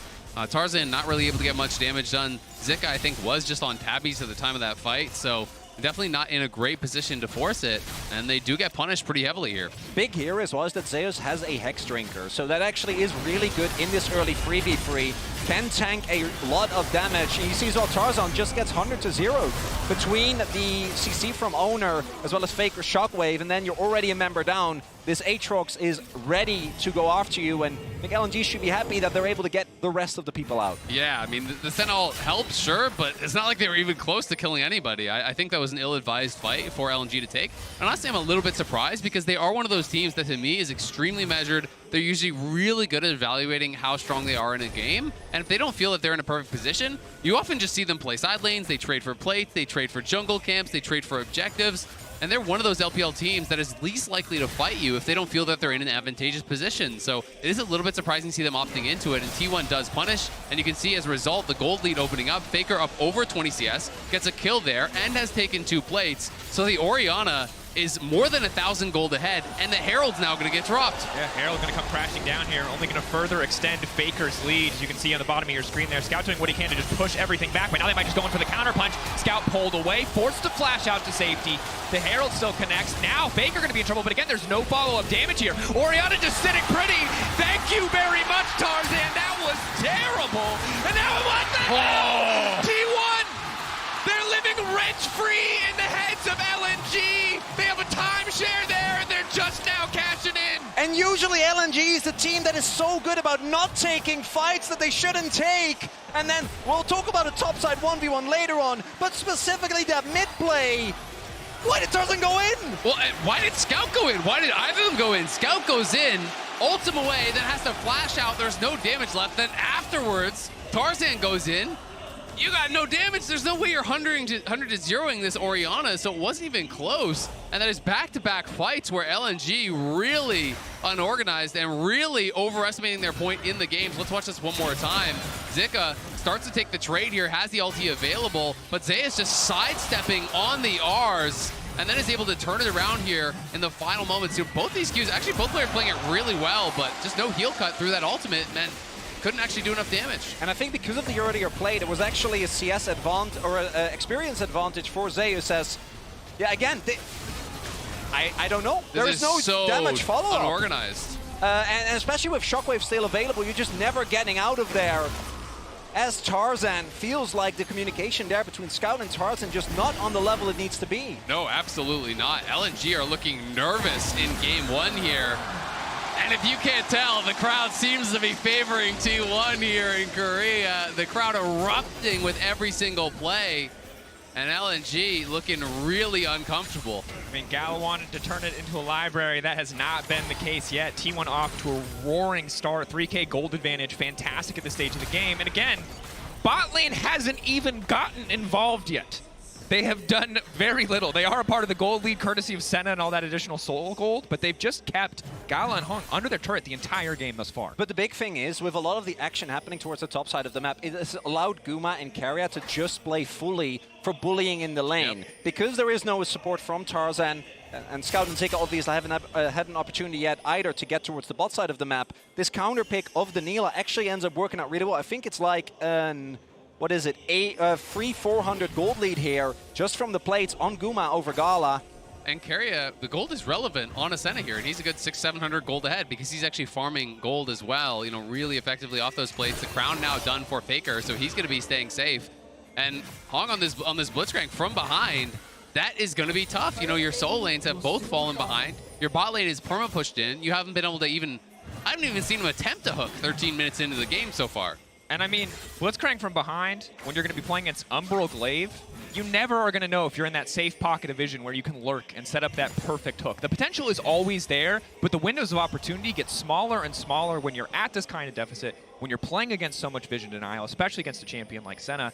And normally Guma, we often see Collector come out as a first item, aggressive, yes, much more solo queue focused, but it seems like he might be going Serrated Dirk into Navori, just looking to capitalize on that additional damage, the cooldown reduction that comes through, the endless W procs that show up. I mean, you can just see the turret plates 9-1 for T1. That shows you how that early game is going. They have the kills to back it up as well. Zeus now with that Dustblade complete. He did this all through the LCK playoffs. He loves to play this in Lethality style. Even when he's playing into tanks, he was still doing this, and he was able to really make it work, Chronicler, by finding the backline in these fights. Well, there's a couple of interesting itemization choices on T1. You already commented on the Aatrox as well as the Neela, but it looks like Faker's actually going for Crown into Banshees. Yeah. So, like, the man is really going for defensive playstyles in the featured matchup presented by Mercedes-Benz. Thus far, Faker, I normally am not a fan of going for these type of full supportive builds, but if you're 1,500 gold up, might get away with it. And honestly, I think his read is probably that he's the only one that is vulnerable in these engages. If he feels that, hey, the Neela can stay safe, you know, with the W and the R, amping healing, you know, that can't afford to actually all in on Keria, then hey, maybe it's going to work out. Forward. Flash out to stage from Keria is clean. TP now coming in just to cover the play in the mid lane just in case. Crown buff will fade away, but T1 leveraging that TP just to ensure that they come out on top in the skirmish will not work out for Hung. Also, honestly, it's double AP solo laners, plus it's a Blitzcrank, right? So having that Banshee's Veil actually has incredibly high value, not only against the hard all-ins, but against, you know, even just having that MR is pretty high value. So I agree, people, you know, very, very critical of these really defensive builds, but maybe in this case it works out because you've got a lot of damage on this T1 team. Zeus just walking out fearlessly, and this sucks for LNG. This was the guy you set up to pull ahead. The map was split to isolate top lane, but that 1v1 costing so much now as we get later into the game. And Zeus, you know, for all his struggles that he has found in finals, and specifically against Doran, was, I think, the member that even during the tough times for T1 this summer, looked the most composed. Yeah. It's really easy to forget that this is a player that has only been the starter for 2 years, right? Like, he's obviously been a mainstay for T1, but hasn't been around for that long. The whole T1 team, you know, well, besides Faker, you know, is incredibly, incredibly young, even for pro standards, but it just feels like they're such veterans because they make every deep run. You know, every time they show up to these international events, they keep getting far. And yes, they have not won that big international event yet, but they have gotten close time and time again. And really big now is that LNG is able to create some vision denial against T1, right? You want to have at least an opportunity to maybe try and hook someone in, get a lead, because with the goal deficit the way it is, I feel like LNG is going to be forced to contest for this Drake. Like, Soul Point Infernal Soul is not going to be very fun and interactive to play into. You can see as well that they're already making their way over. And we'll have to see if LNG can find a way, because if they can win a fight here, it might be an avenue back into the game. It's also Gale Force for Guma, so he's not going Navori. I've seen a lot more Navori in solo queue as well, but going for that Gale Force, it does give you the additional playmaking. Pro's obviously a really big fan of this item, allows you to close the gap. You can see that he is also playing Ghost, so between the flash, the dashes with the E, you can try to get in on that back line, snap people in with the ulti. You have Keria with the ulti over the top to support, and T1 is just going to try to pile in massive amounts of AoE damage. Started off by Guma. You have Owner going in. You have the Shockwave going in. You have AoE damage coming out from Zeus. And if they can pull off that engage, it's going to be incredibly difficult for LNG, I think, to turn it around. And I think one thing that LNG needs to consider is we see this all in on the top side. Zeus getting the Q3 in, but not quite as much sustained as initially expected. Hex Drinker pocked. Won't result in much more. Both sides simply backing away, a trade of ultimates. But you can see here, a lot of T1's composition leveraging the power of healing. Might need to see some reduction from the side of LNG, but TP coming top side. They're all coming. There's 4 top right now. Full focus on getting this objective bounty. Zeus, flag and drag. We'll just get the flash in the end. Tower picked up on the bottom side as well. That's going to be double objective bounty in about 30 seconds there for LNG. They got the tier 1 bot. They're taking the tier 1 top. Yes, they're going to be losing that dragon, but they've made the call here. And this is more the LNG that I know that is not going to fight these fights where they think they're disadvantaged, right? And that's why it was so surprising to see them take some of it earlier on. But they're just going to play the map. They're going to try to get as much gold in the pockets of their carries as possible and attempt to be ready for this soul fight, which is very likely to be game deciding here in 5 minutes. At the same time, I wouldn't be surprised knowing T1 if they don't even opt into a soul fight in 5 minutes, but just head straight towards the Baron. Something that this team has been known for a really long time. And I think in summer they cooled it down a little bit. Didn't really work out quite as well as it has in the past. We'll see if LNG find a way, because I do agree. I think that fighting there is always going to lose you the game. Yeah. LNG identified the best opportunity to still get something out of the play. And it's going to be Crown into Nashers here for Scout. So again, respecting the upfront damage, respecting that potential engage. And Zeus just all aboard the lethality train here. He's going more and more towards it. I think we're going to see Collector second for Guma. Yep. And, you know, just looking towards this kind of heavy burst style build does make armor very, very valuable when you have 3 lethality users over on the T1 side. But, you know, we're not seeing anything really itemized in towards just yet. And it's tricky because Neela is an incredibly obnoxious champion. Every bit of crit she buys gives her percentage armor pen as well as healing when she does damage to champions. So oftentimes you'll wonder, why is Neela hitting so hard? It's because to make a melee carry work, they had to give her ridiculous frickin' scaling. And you will feel it at 2 items, most certainly. You will feel it even more at 3 items. If this champion is not blown up in a fight, she will take over in extended engages. There is also the fact that we've seen the most, I think one of the most successful combos in this tournament has been Rakan or Rel combined with Jarvan, right? Like that combo, or Rel and Rakan together. And without the Neela, T1 wouldn't really have anything to, outside of a Shockwave, to really follow up in the same way. And particularly with Guild Force, I think it'll be really easy for Guma to follow up if a good engage is found. Absolutely, and I even think there's opportunities to just start it off yourself if you do find that angle, right? That's what makes this champion so unique, is that you can be the primary engage, and it's not really in a way that any other AD carry can. Sure, there's champions like Ashe, but it's obviously very different shooting an arrow out versus shooting yourself out. Sure, and she's also one of the only AD carries in the game that can go, oh, Gwen wants to jump on top of me, that's fine. You know, this is a champion who can block so many of those empowered autos. Yes, she can't block the snip, but can take a lot of these diving champions on head-to-head if they don't have backup from a player like Gala or Scout. Hook going just a little bit wide there, but you can see LNG fighting tooth and nail to get a little bit of vision down here, just to make sure that T1 cannot attempt to sneak the Baron. T1 no mid-prio yet, but with Guma coming out of the base with Collector, they will start to fight back for some of this vision control. This is also where you see the Umbral Glaive get a ton of value, right? And the fact that Keria is able to consistently take away some of the vision of LNG. Although I gotta say, with this ward surviving, I think they still have a pretty good idea of T1 not actually starting the Baron yet, combined with the fact that they have, I think, a ward right in front of the pit. Yep, they do. Which is good scouting on LNG's part, knowing T1 and their knack for starting Barons on a moment's notice. Scout here on the side. He's just going to lay down a little bit of poke here, get the Conqueror stacked up against Owner. Blitz. I'm just going to continue to fish for these picks. But Banshee's Veil plus Crown, you know, you talked about it earlier as a build. It's obviously a very conservative build, but at the same time, no one is ever killing Faker. It's just not going to happen. Yeah, it's going to be really tough, especially from the position that T1 are in. And there's so many threats on this team that it's going to be really difficult to get into the backline towards him. But at the same time, you know, you have to respect the fact that Scout is on his ultimate comfort pick. Gala on his ultimate comfort pick is on 2 items. Scout likely to have his Nashers done relatively soon. And LNG, I think, are going to hope to get their 2 items done before this next Dragon. And I think that is where they're going to try to just draw the line in the sand and try to turn this game around. If you can win a big fight there, if you can take that Dragon away from T1, maybe knock some of these towers off the map, all of a sudden, the game becomes within reach. And do note as well, talking about 2-item power spikes, Zay is actually finishing the Edge of Night, another Blitzcrank counter item, right? Yep. Making it hard for him to get hooked in. Owner with the Knight's Vow. which I think he put on Guma just now. Yeah, there's really not good poke either on LNG's side to actually knock off Banshees or Edge Knight. Not a lot of ways. And in about 30 seconds, this is going to be a must-win fight for LNG. Infernal Soul also going to take away a lot of the potential problems with lethality. Because if you add all the extra damage on top of that, it's not going to be nearly as much of a problem. Or T1 might pivot towards the Nash. We'll see what T1 want to do, but this is an opportunity. 2 items across the board, just about for the side of LNG. Maybe a chance to fight their way back into this game. Some unforced errors earlier on, costing them dearly as we've gotten later into this game. But they can reset the script right here if they can find the right angle on this fight. You can see both teams trying to fight for this mid lane wave, but all the vision for T1 is focused towards that Baron side, and T1 do have mid prio. The Dragon spawning just now, so will LNG just try to rush it? And the answer is going to be yes. Zika's already on it, and T1 are coming, so the fight is going to be on. Have to be careful about locking themselves in the pit. Keep your eyes on Guma if he gets to the back line. Owner now stepping forward. Dragon Soul stolen, and now it's Guma Yushi looking to tear through the entire team.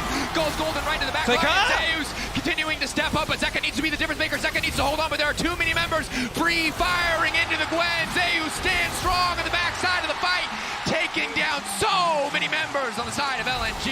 And Zeka tries heroically, but it's not enough. The steal comes through. T1 have the gold lead, and they're able to take a commanding lead. Only Carrier ends up going down. Busan erupts as T1 claim the soul, claim the ace, and claim the Baron, and you have to think they've claimed game 1 as well. An incredible start to the series from T1. Showing us something new here on the world stage with the Neela, but you can see the start of this fight, everything they could want, and it only gets better from the moment that Infernal is stolen. Yeah, they're just not able to really do anything with this Blitzcrank. I mean, Hong not able to find an angle to engage. LNG so focused on trying to actually knock down this Dragon that Zika's not in a good position as the fight starts, and then Gala just gets tipped there, and as Hong hooks him, he hooks Zeus in. Thanks for the alley-oop. He slams it down on Gala. And gentlemen, I'm not trying to flame anybody, but I don't think Hong is going to play Blitz again. It's the self-ban angle. It might be the self-ban angle. Yeah, Blitz, as you pointed out at the beginning of the match, Azil, is very much, it's hit or miss. Yeah. And that was the first hook, Chronicler. Miss. Yeah. That was the first hook. The first hit was a miss. Yeah. Or a hit if you're a T1 fan. True. They might want more. They might say, let's run it back. True, yeah. Would be understandable, but look at the teamfight damage. Look at how many threats there are. The lethality Aatrox hitting like a truck, combined with the Neela, combined with Faker, even on this super tanky build, still outputting so much damage. Hook not quite going to connect there onto Owner. He could feel the wind on his backside, but T1 just barreling down the bottom lane. And honestly, it's just been a tough one for LNG because you lost topside around these engages at Herald, around this engage in mid lane. Your bot lane in the 2v2 doesn't really stand much of a chance. Your perma pushed in. So even once this Blitzcrank got out of lane, there wasn't much recourse for him, and T1 on the push. Zeus maybe in trouble. Zeus off to the side, but LNG has to be careful about overcommitting. Zeus still just taunting them, teasing them. Blitzcrank, can the hook come out? Cataclysm locking him in. They will connect, but he pulls it back. Apotheosis! Gumayushi ascending to godhood in that moment as LNG are torn to shreds. T1 too far ahead. They make it look effortless. It's a clean ace for T1. Baker shockwaves the minions just to speed up the demise of LNG. The Korean fans erupt here as T1 gonna claim game number 1. Busan will not be silenced yet.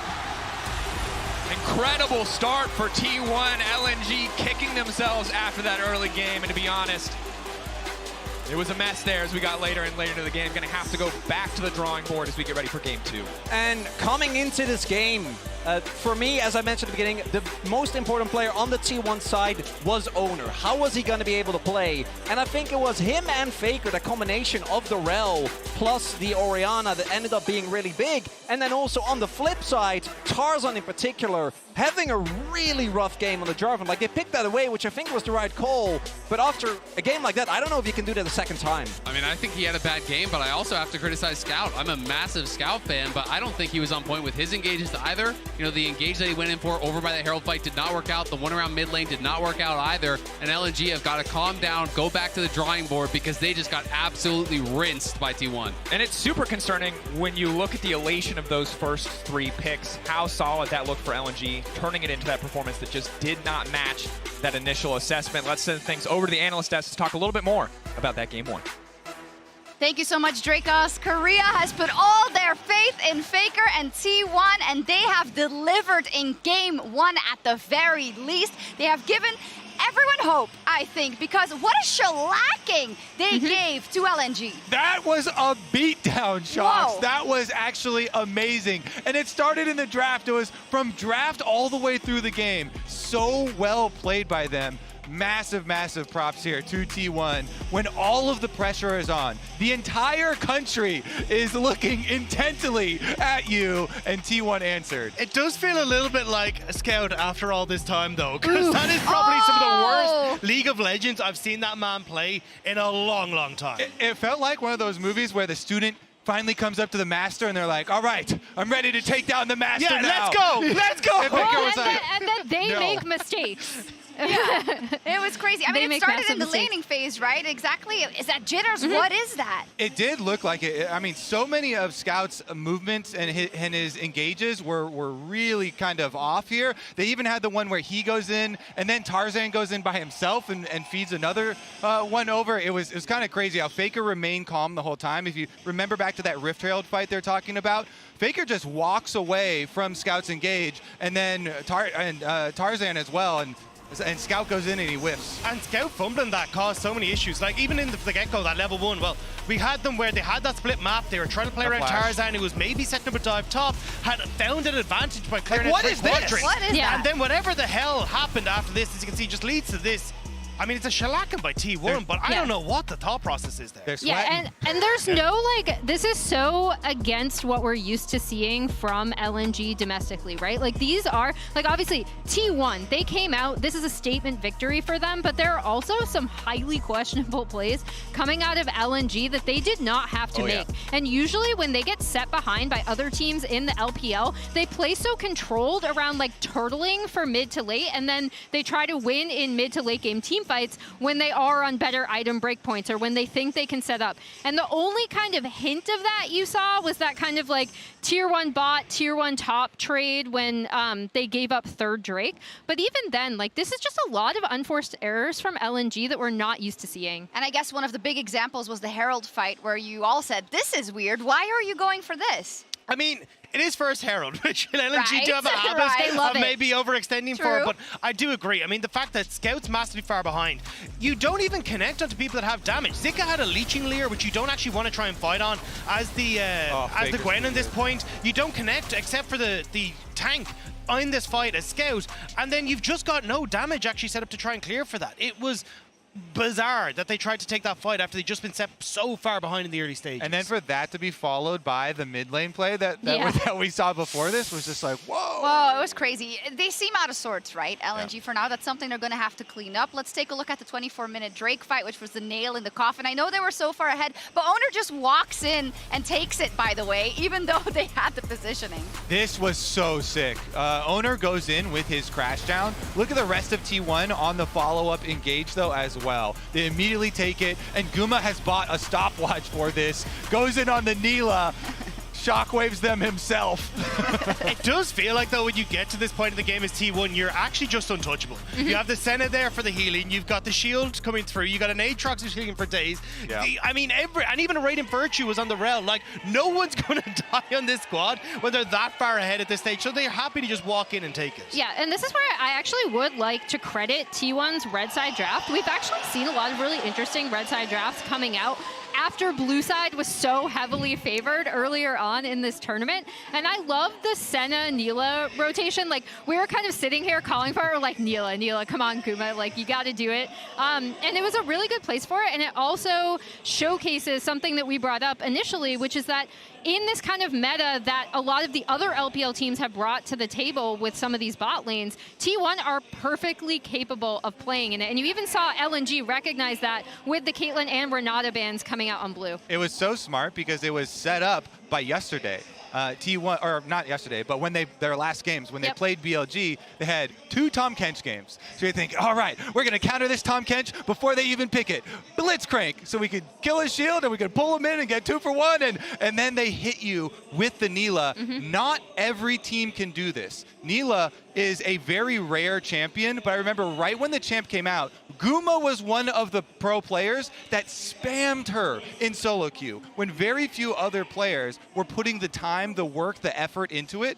Guma usually put in that work on this champ to be able to have it so ready for this moment. I actually thought it would be a pick that we saw more often, to be honest. Senna Nila has been really, really strong. We saw it a lot of the Mia Masters. We saw that coming out there. Yeah, we know from that some of the LEC teams Masters to World Quarterfinals. But no, seriously, it's like something that the teams have been practicing, and I thought we'd see it a lot more sooner. But I think, as you say, it's a great response to a lot of what we're seeing in the meta at the moment, being able to confuse, draw that opportunity to bring out something that's a bit new to the stage, and they performed fantastically on it. Like, they were destroying the bot lane. They were up like 10 to 12 CS at this stage. They did. It was phenomenal from T1 in this first game, but it is a best of 5, so we have to temper just a little bit. We're going to take a quick break and see if LNG can gear up for game 2.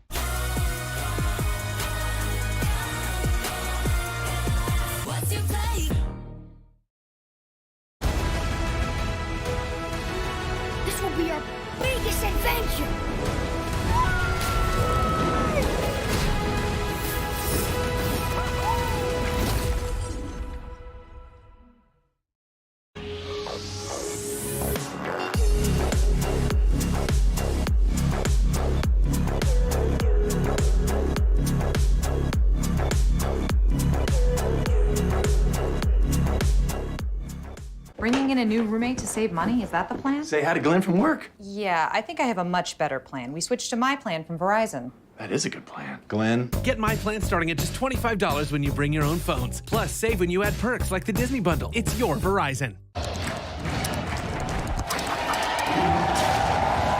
Red Bull gives you wings.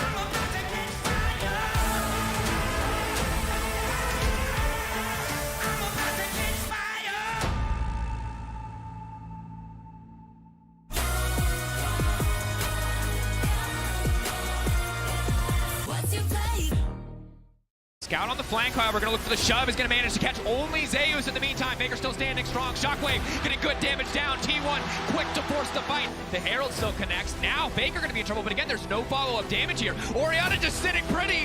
Thank you very much, Tarzan. That was terrible.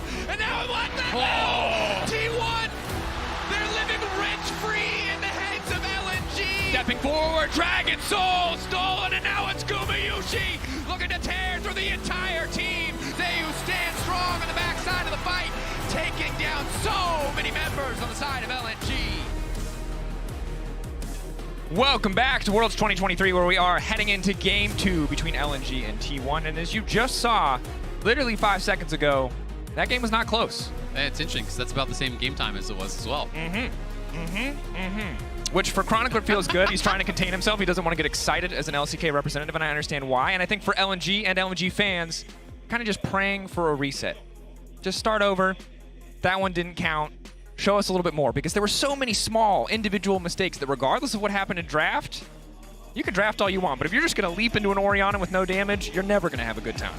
Yeah, there are a couple of questions that I have going in. I think the Senna, at least in second rotation, should get taken away. I think T1 are very happy to use the flexibility that it provides, as we do actually see a really big pivot here. This is looking to me like a B1 Orianna angle. Jarvan and Azir both taken away right from the get-go. And LNG are on blue side, so it's obviously going to be a bit of a different game with that change-up.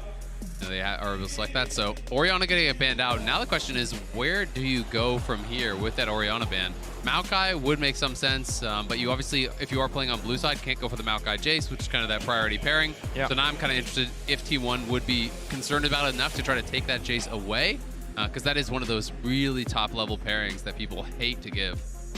Would also be a flex pick for T1. Zeus has actually still plays it top, even though it isn't that popular anymore. Definitely one of his comfort champions. And yeah, the Kai'Sa for me is the other big one, because I think that Gala, individually on the Kai'Sa, looked great. I don't think he was the problem in that game. No. I think it was more so the fact he was playing into a lane that relied on Hung hitting blitzcrank hooks, which didn't happen. And then come mid-game, like, what was he going to do with his team already being so far behind? I think you're completely correct there. I think we didn't really get to see most of their composition work at all, because they fell so far behind in the early to mid-game that even if Kai'Sa had been able to do something, it just wouldn't have been impactful with the gold and level discrepancy we saw. That said, Aatrox again locked in, confident to double down on the blind pick, and no reason you shouldn't be. Zeus was behind, put behind in the individual matchup, and still came out on top in the 1v1s. And I think so much of that really came down to this fight around Herald that went so bad. You know, Zika was ahead prior to that. They had the gank, he got the first blood, he had a massive CS advantage, about 20 CS I believe it was at that time. But that fight goes so bad, it really brought Zeus back in it, and then of course Zeus got the solo kill from there, really took over. It is going to be the Jace, as expected, should be going towards Scout. And now we have to find out where they want to go from here. Do you pick a top laner now? Are you willing to go back towards that Gwen? Are you scared off of it after that first game? Renekton, definitely a stable pick, but it is going to be Gwen again. And I think it makes sense, right? Like, I don't think you can just completely doubt yourself or your picks after that first game, because it was so much down to execution and there were so many errors. You know, you talked about the small errors, but there was also massive ones as well.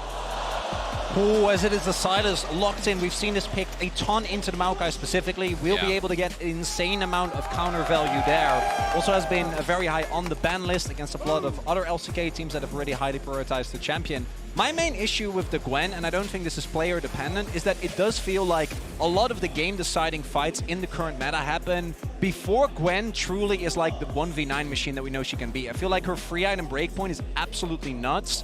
But a lot of games are decided before that, and I think that's where the Renekton, to me, even though it does make you very heavy on the AD, could have maybe provided more of a counterweight in mid-game. Might have been able to. I think my attention is naturally drawn to the mid lane now, because we've gotten so used to Orianna kind of Azir matchups, whereas instead now we have this Jace Sylas, a much more explosive, potentially much more volatile mid lane matchup. Scout said in his interview with Lore back in Swiss, like, hey, I don't feel like mid lane has a lot of agency right now to carry the game. Very different story in this kind of matchup. I agree, and I think Faker, most people would not have expecting him to get the better of Scout in the 1v1. And in that first game, Faker absolutely did. This time, Scout is going to have the agency in the early levels on the Jace to try to push in, to try to punish this Sylas. And it is going to be the Varus, which I always think, you know, is nice in some of these early situations because it is really flexible. You can go AP, you can go on hit, you can go lethality. There's lots of different angles here. I do think they need some consistent DPS, so I am expecting it to be either AP or just purely on hit. But knowing Guma, would you say it's more likely to be AP? I think, given how a lot of the LCK teams have been using it, it's probably lethality, especially with the amount of setup that's already available. And I think that also playing into LNG, there is a lot of threats there where you don't really get to be close up and actually deal damage. I think if it's like an Ornn or a more of a frontline pick in the top side, maybe, but would expect this to be the lethality specifically. There is also still the flex potential again here with the Rel. Varus Rel, very strong bot side with a ton of power. And there is the opportunity for Owner to go to swords, something like his lead. Okay. This is R5 counter pick opportunity though, and is it going to be the double marksman?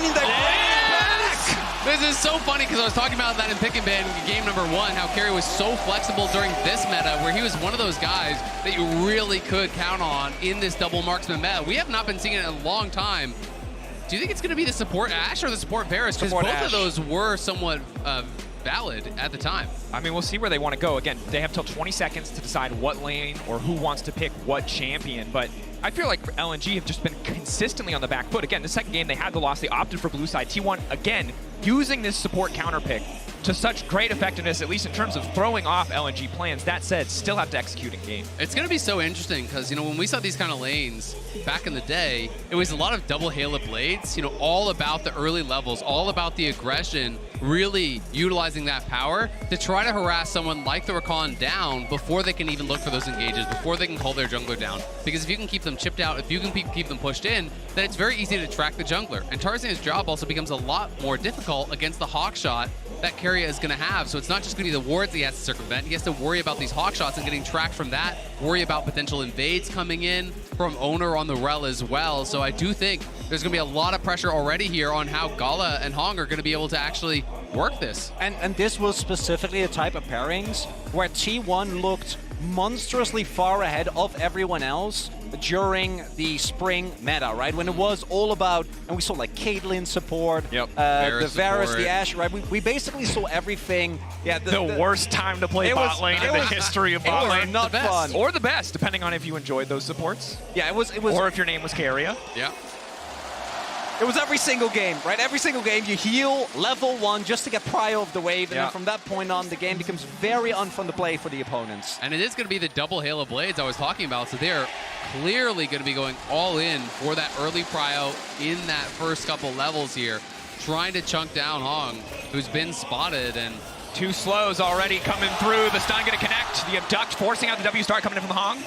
Now walking away, that's the heal you mentioned at level 1. A little sooner than we expected, Chronicler, but just trying to zone the Rakan away. Yeah, I think they thought they might be able to actually get all the way in to force out a summoner. Unfortunately, the heal does get kind of wasted there, so I think that removes a lot of the advantage they had from that initial attack. You can also see Gala, knowing how hard this lane is going to be, he's on Boots 4-pot. So this is about as defensive as a start as you can get, trying to have the sustain to survive and trying to have the ability to sidestep and avoid a lot of this damage. The damage is still done, though, because Hong had to start with his W level 1, right? Like one of the big advantages that I think Rakan has gotten and why his laning phase that used to be one of his weak points has gotten way stronger than it used to be is because if you hit your Gleaming Quail, you can tank so much of the damage, but now you're basically not going to be able to contest this early game at all.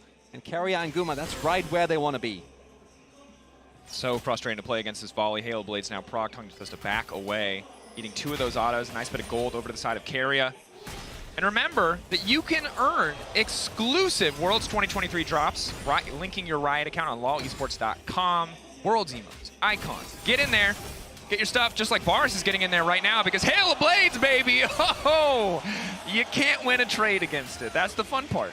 Big here as well is that T1 did place the ward down on Raptor, so they know that Tarzan is towards the top side of the map. So there's 2 options. Either T1 need to get the wave in before there is an opportunity to gank, set up some Triburst Vision, or have Owner path towards the bot side. It looks like that's not going to be the case, though. They made the read, and Owner now can invade towards top side or look for a gank on Scout. Well, they saw that he had no blue buff, so Owner's just going to invade on the blue because that ward over by Raptors saw him. They know that he didn't go up towards that blue, so it's going to be the blue taken away, and Owner could potentially even get the Gromp as well and really get far ahead.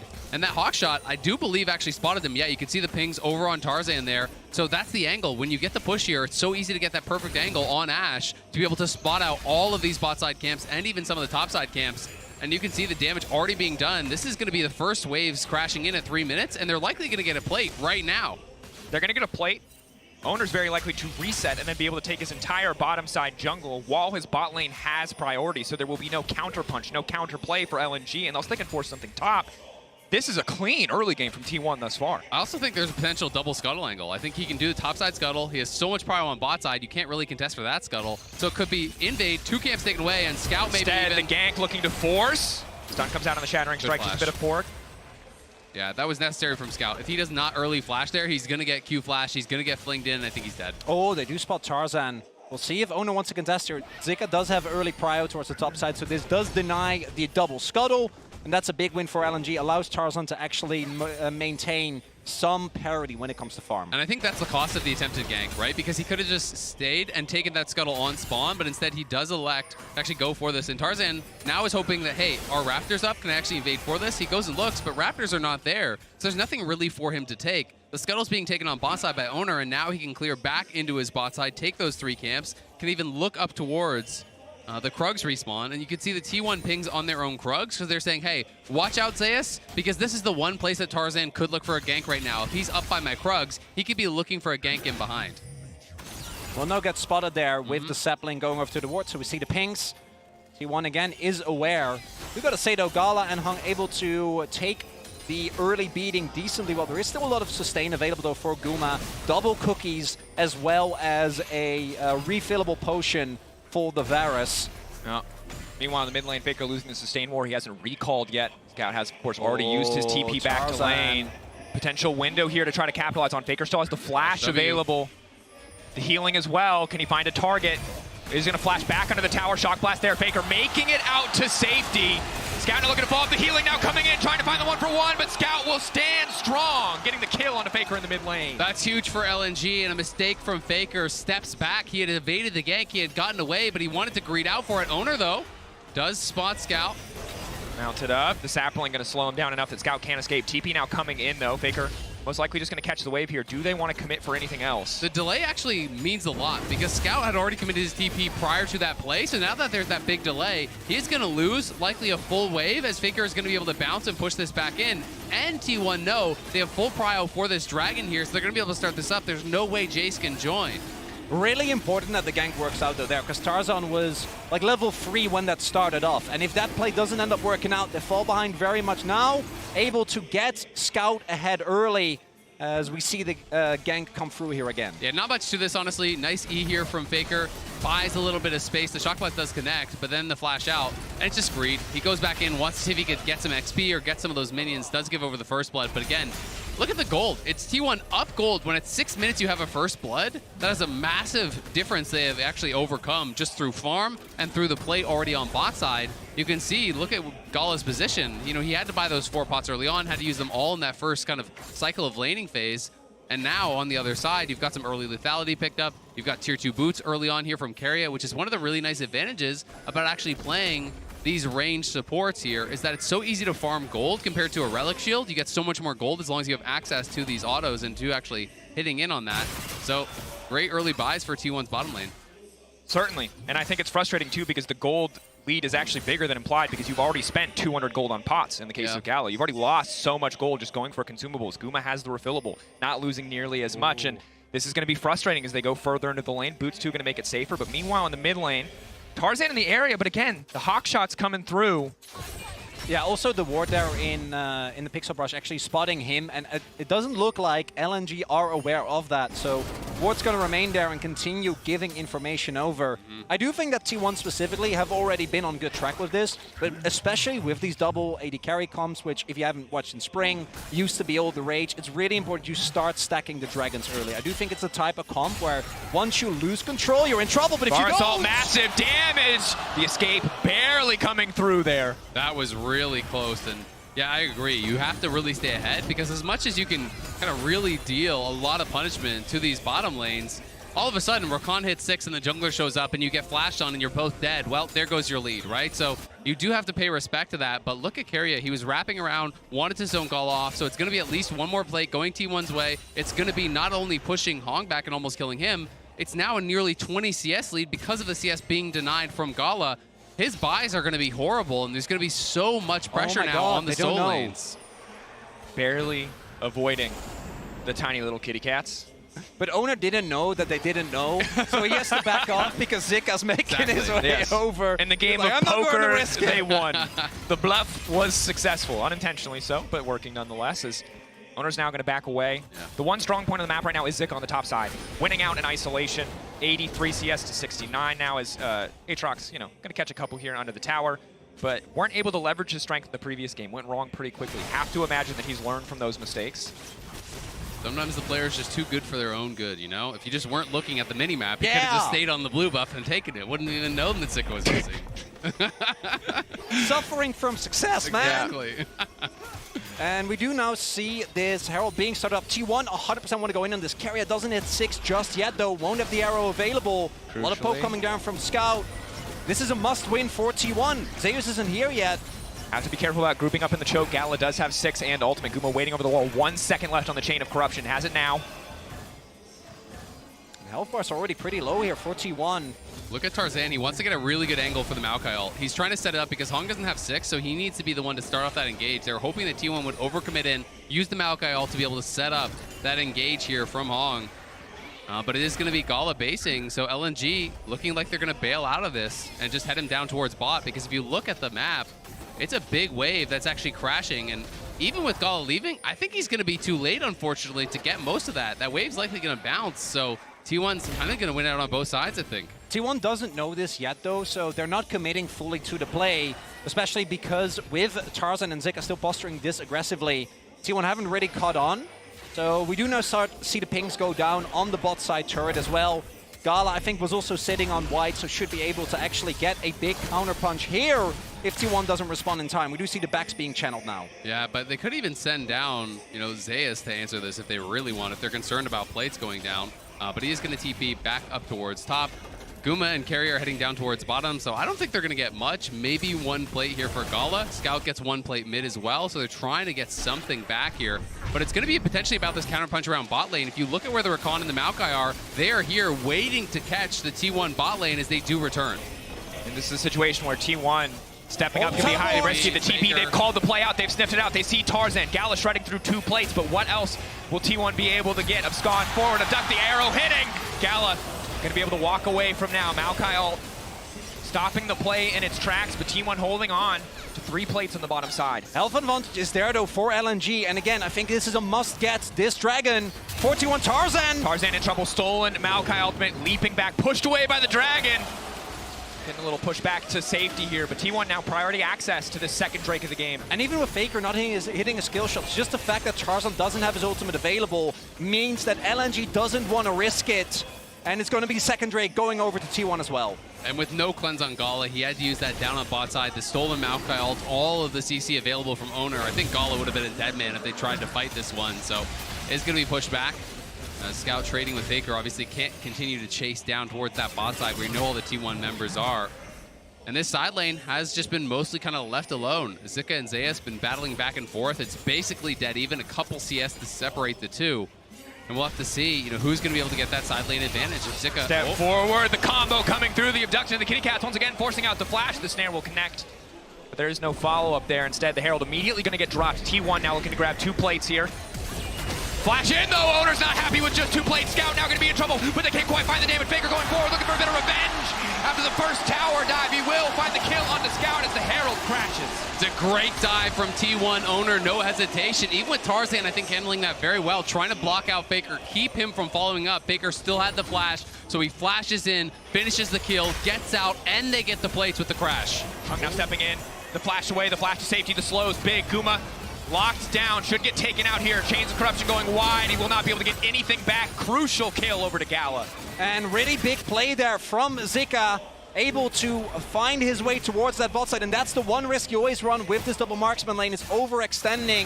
It will be paying some plates inside, but I'm pretty sure Zika also should be able to get some here towards the bot lane. And you can see how many summoners that actually cost T1. Guma went with the early cleanse, but Keria used both his summoners as well in that retreat, so they're going to be vulnerable. But here's that earlier dive. Tarzan again does a good job peeling Faker off as best as he can. blocks the abscond duck, but then Faker just flashes in. He's got multiple of those passive autos stored up, and Owner was tanking the tower on the other side. Really well played from the T1 jungler, setting Faker up. And again, it's another good start here from Faker. Was incredible on the Orianna, and he's kind of been set up for success. There's multiple good ultis for him to steal. It's not just the Maokai ult. I do think stealing that Rakan ult is also really, really powerful. So he could have another good one here. What I do think is important, though, is that when you look at the 5v5 LNG, they are somewhat behind. It's about 500-600 gold. But Cloud Drake isn't the type of Drake where I think if this was an Infernal like last game, you'd be looking at it very differently. But T1 does need to maintain control of this map, because once you lose it and you start to actually front to back against Aphelios, Maokai, Gwen, and Rakan, you're going to be in deep trouble. Well, and so much of it is going to be about the early poke. You know, how much poke can Guma get down? You know, Gala is really behind the curve, so if he's actually getting poked down, getting chipped out, it's going to be difficult for him because he's so far away from being able to get towards something like a BT to be able to answer this. You know, your economy has been pushed way back. Of course, that kill he gets on the bot side does help him, but it'll be really heavily down to execution. And T1 have great engage as well. You know, not only with the stolen ults from Faker, but the carrier ultimates. Ash Arrow narrowly dodged away from there. Calm, cool, collected, wrong. I'm going to clear out this wave, and I think it's an excellent call out that this is such a tricky position for LNG to find themselves in. Need to hold on to some semblance of control in this game.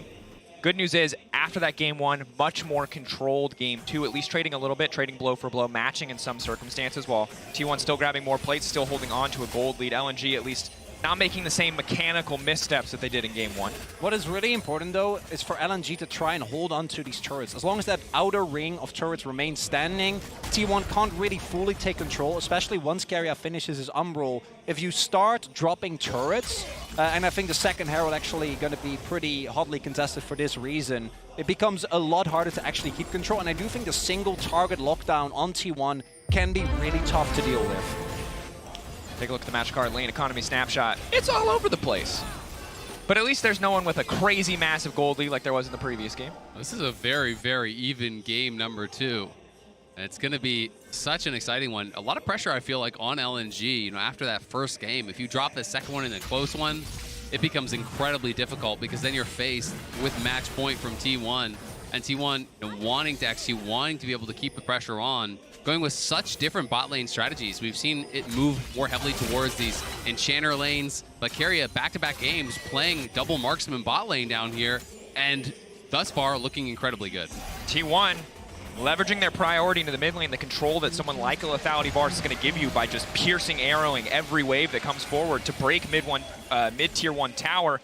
And I gotta say, I agree. It feels like T1 have identified Gala as a big threat, have drafted in a way that stops him from being relevant for so much of the early game, allowing a lot of their other players to really shine. It's also something that we've seen in the tournament meta, right? And it's been one of the big reasons why we saw BLG, for example, be really successful, why Weibo was able to get such big leads consistently. It's this bot side counter picks as Zeus goes in on Tarzan. Tarzan comes through with the twisted advance. Zeus getting lower and lower. We're going to try to burn through Hex Trigger. Is it going to be enough? Flash out to safety. On the backside, Guma managing to land the ultimate. A little bit of follow-up damage. Zeus coming back in for the extra healing. Double TP now going in. Faker is there. Lockdown come in, and Zika's going to try to find one. Faker is towing away the ultimate. That's the needlework coming out. LNG being pushed back by the side of T1. Faker's stolen Maokai ultimate will connect, but no further fight breaks out. But look at the health. Tarzan is incredibly low. Keria stepping a little bit too far here, but still has the flash. Holds on to it, won't even use it.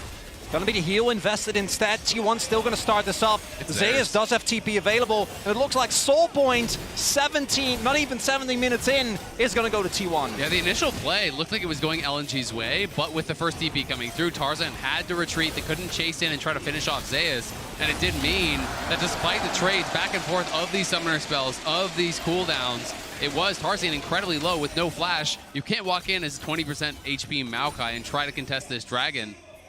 So T1, as you say, on Soul Point, and maybe it's not the exact one that they do want, but still, a soul is a soul, and flat move speed is always valuable. And a downtown arrow might be enough to get Faker in here. Scout zooming out to safety just in time. Not quite enough duration on that one. Thank you, Merc Treads. honestly a crucial purchase against a team with this much upfront CC, with this much engage potential. Hung not quite going to connect on the Faker there. Second Herald stolen away. Chronicle, you talked about how important that one could be. T1 were able to break Tier 1 mid without its health, but maybe LNG can use it to fire back. It's a really good counterpunch from LNG because it means that you can probably hold on to both of your outer turrets for a lot longer. And T1 also possibly could have leveraged the pressure that the Herald provides into then an advantage in the eventual soul fight in about 4 minutes' time. And we do see T1 continuously looking aggressive, but right now there's no real objective on the map, right? So they can either try and go and play aggressively towards these sides, send multiple people there and look for a dive opportunity, or try and find individual picks and set up for the Dragon when it does come up. And I mean, you could see how much of an emphasis there was towards the Dragon. You know, just look towards the bot side, all of vision there. Now they're getting vision in around that top side as well. Is T1 constantly pushing forward, utilizing Hawkshot, utilizing volley to check brushes, moving around with Owner, establishing forward vision control here to try to kind of move up that line and even open up opportunities like this where Faker's pushing in top, Owner and Carrier are going to cover him, and it's likely going to be a Tier 1 tower unless LNG are really willing to fight for it. For LNG though, I do think looking at the gold and the item breakpoints that have been hit, they can also just decide to give up control of the area for now. As long as you don't give over the Dragon, I do think that you're going to reach the 2 item breakpoints. We're seeing that Gala's getting close, same for Zika. And from that point on, one fight can be enough, and I do still think that that is where LNG, if they can actually get that front to back, could look for a turnaround.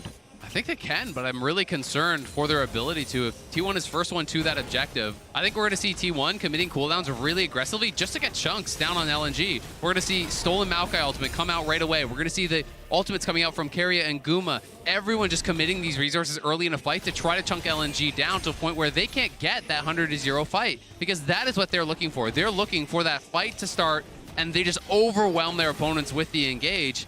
But if T1 has you down to half health, to 30% health before it even starts, you can't really engage, you can't look for it. And T1, with lethality Varus, are just always going to have mid-prio first. It's so hard to get your vision down. You will always be responding to the pressure that T1 puts on the map. It's a difficult situation, and I feel, especially for LNG support, Hung, this guy has to be the big playmaker. The Rakan is the one piece of reliable, proactive engage your team has, and the tool that you can use to shatter kind of the glass cannon that T1 are bringing to the table.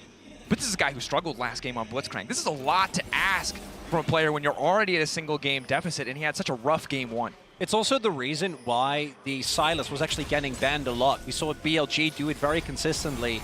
Because I do think that Maokai loses so much of his power when the opponent can just answer, right? I think Maokai Ultimate is one...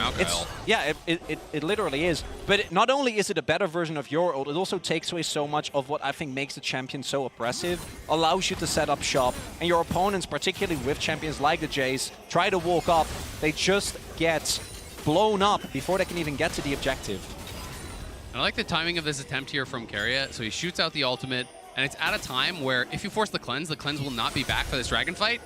But maybe going to commit to this. I don't think so. So they do get that flash, but you know, your ultimate will be back up as Carrier. And unfortunately for him now, he's going to be missing those summoners. So he's going to be very vulnerable to Hong in this next fight. But of course, the primary target is going to be Guma. They really have to get towards him and try to take him out. You can see second items coming through for a lot of people. Scout almost has that tier fully stacked up. Zika's done his second item. It's been a very slow-paced game in the second game. What we are seeing here, though, is that LNG, again, identified that T1 doesn't need to go for this Dragon. This is just an individual Drake for them. Obviously, if they get it, they get Soul, but LNG try to set up as much vision as they can to sniff out a Baron in case T1 do not opt into a contest at all. And particularly with the vision that they've been able to set up, if you take a look, one ward on the top half of the map, and then these wards here, they should have a pretty good idea of where T1 is going to go, as it is about 20 seconds until that possible Soul spawns. Umbral spotting adds a bit of vision, but they'll still get the information that they need. His second Herald is utilized mid lane. It should get the charge. Is it going to get the charge? Not quite. The Matador in the eyes of the bull. On that one, Faker off to the side, Hung now caught out. Arrow is going to connect, but not onto a priority target. LNG, will they look for the re-engage? No, just opting to back out. Know that this is not their window to fight. But again, this is what I expected from T1.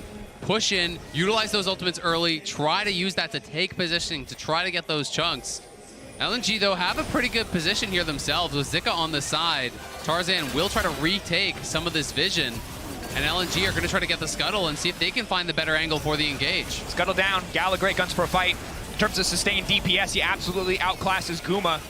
But if it just comes down to a poke battle, he will not come out on top. LNG forcing the issue. Hong doesn't have a good angle to engage at all, though. Like, look where he's playing. He's almost like trying to mark Zeus, but he needs to get the backline. They're going to go. Flash in. Owner Gala manages to make it out safety. Isolated for now. Looking for Zeus over the wall. Zeus on the backline. But Gala forced to safety. Chakrams stacked. Zeus can't find the angle, but the shutdown coming through for Faker. T1 taking the fight anyway. Gala looked good, but Gala did not matter. T1 finding the exchange. And even with Gala surviving, the other front is won by T1. They're able to break up that core unit for LNG. There's not enough damage available, and that's going to be Soul for T1. Zeus got so much done there for T1. The 0-0-0 Aatrox making all the difference as he comes over the side there, gets right into both the carries from LNG. Scout and Gala sent packing. They had to run from him. And I'm kind of surprised because they were aware that Zeus was playing in this angle, but then they just lost track of him as Owner comes in, and look at the angle from Zeus right over the wall, catches both Scout and Gala, pushing them back, and meaning that on the other side, it's Zika losing out, it's Hong losing out, as Keria, Guma, and Faker will easily win that 3v2. And the threat of this full lethality Aatrox, together with Owner, ends up turning it into a 2v4, which they win, even though Owner ends up going down. And then, as you said, on the flip side, Zika gets taken down. Hung tries to help him, isn't actually able to get enough done, as the arrow going wide. T1 now setting up for the Baron. You can understand why they are so far ahead. The Cloud Soul, their ultimates, always available. They could always start this just to force the TP from Zika, who is pushing heavily down on that bot side, but T1 want to play it out a little bit more slowly, not going to risk it, so they're just going to have Zeus go down towards bot, look to answer, and continue playing with Prio through mid. Guma shoves mid, Keria invades with Owner. It's rinse and repeat all game long. Faker gets pushed top, then moves down with the team.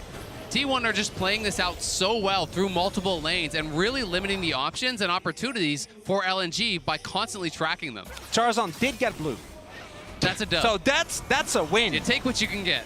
Step one on the journey to winning the game. It's not a lot for LNG. Is the blue. It's been brutal.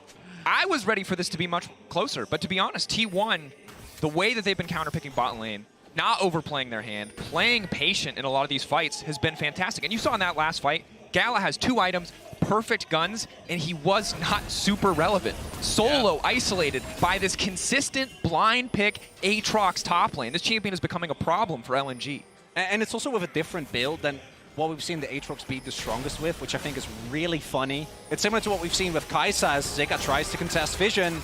Zika leveraging the Shroud to try to contest here.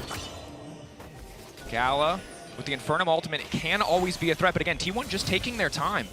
And I think this build from Zeus kind of represents him as a player. It's risk versus reward, right? This is something that he is just so confident in his ability to execute on a build like this. Almost everyone plays Goredrinker because it's more stable, it's more secure. You go Goredrinker, you go Sterix, you get in the middle of the fight, and at the very least, you're going to take up a lot of damage. This one is the 1v9 or the all your team reports to you. It's like you are squishy and you've got to execute perfectly, and so far he's been able to.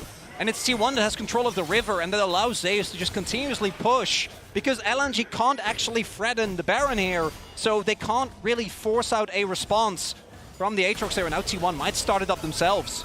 And this is a chokehold on the game that T1 have established themselves. The only saving grace for LNG right now is they have the Maokai. They have the luxury of the Saplings to face check some of this vision for them, but the real winner here is not T1's control around the Baron, it's Zeus. This man just eating CS, eating creeps everywhere on the map, becoming gigantic, while T1 just stall LNG out because they know they have to be in the area. And it feels like T1, based on their play, based on their fact that they haven't been starting up this Baron, they just want to play for Elder, I think. At this point, you're delaying this long after you took the Soul already, after you already have that advantage. They just want to play around that lower damage objective that's not going to be as risky to start up. The Baron obviously has a lot of inherent risk against a team like this that has that hard engage. So they want to continue controlling vision, limiting the options, and taking only the fights when it really does favor them. T1 are playing almost the style that I expected from LNG coming into this series. It's slow, it's deliberate, it's controlled. And again, you know, in game 1, a little bit more explosive when they had the Neela on the composition. But Guma and Keria The fact that there's only one death between them on such vulnerable champions is fantastic sign of T1's success. And I think it's really interesting because, you know, when you look just at the scoreboard, it doesn't seem as bad. But this game has felt incredibly one-sided because it's been T1 dictating where all the action is. It's been T1 pushing in the waves, controlling the vision. And it always feels like the ball is in their court, so to speak, which I think is really what's making it feel like it's so one-sided. Arrow coming in, will just miss through the goalpost. Stolen Maokai ultimate now used. Potentially a window of opportunity here for the side of T1. Flash in onto Owner. Owner still making it out to safety. A lot of resources committed. Gwen still on the bottom side of the map. Zika does have TP up and available. Tarzan getting chunked. And LNG not really able to get anything, just a trade of Maokai ultimates. And that's a really big win here for T1, not having the Maokai ult available. Makes contesting the Baron way harder. And Tarzan committed his flash. You can smell the desperation a little bit there. It was a great buffer from Owner. As soon as that flash came in, he's mashing W, gets that dismount to create some extra space so no one can follow up there from Tarzan. And now if it does come down to an objective flip, Tarzan not only doesn't have the ulti, but he's chunked and he has no flash. So there's almost no way for him to approach and try to steal. Saving grace here is that they do have the scuttle, so T1 can't start up the Baron without knowledge of LNG. Do know the Faker is about to hit his death gap, is about 500 gold away, and that is going to be such an immense power spike, which I don't think they'll be able to get it before the Elder. But if they can stall that a little bit and play with that, I think it becomes really hard for LNG to win a fight. I don't think that Crab is going to save a lot of grace for much longer, Chronicler. You're right, there's Death Cap coming. There's Elder in 30 seconds that T1 can now set up for because, again, they have permanent mid-priority with this lethality Varus. LNG are going to do what they can just to set up defensive vision, just to make sure that their jungle is safe, already burning 2 wards, just to be able to walk in. They're going to fight for bot lane control, to have an angle, to walk into the river. But T1 already total control around the objective. I just love the observers highlighting this. They can't see anything. They don't know where anyone is. So LNG have to fight through bot, try to push in as a squad, and hope that they can win this fight. Because if you can win this fight, that is the one risk with this strategy that T1 are going for, where they're playing so conservative, where they don't set up the Baron. Because if you lose this flip, if somehow LNG get that Elder, the game can get turned around.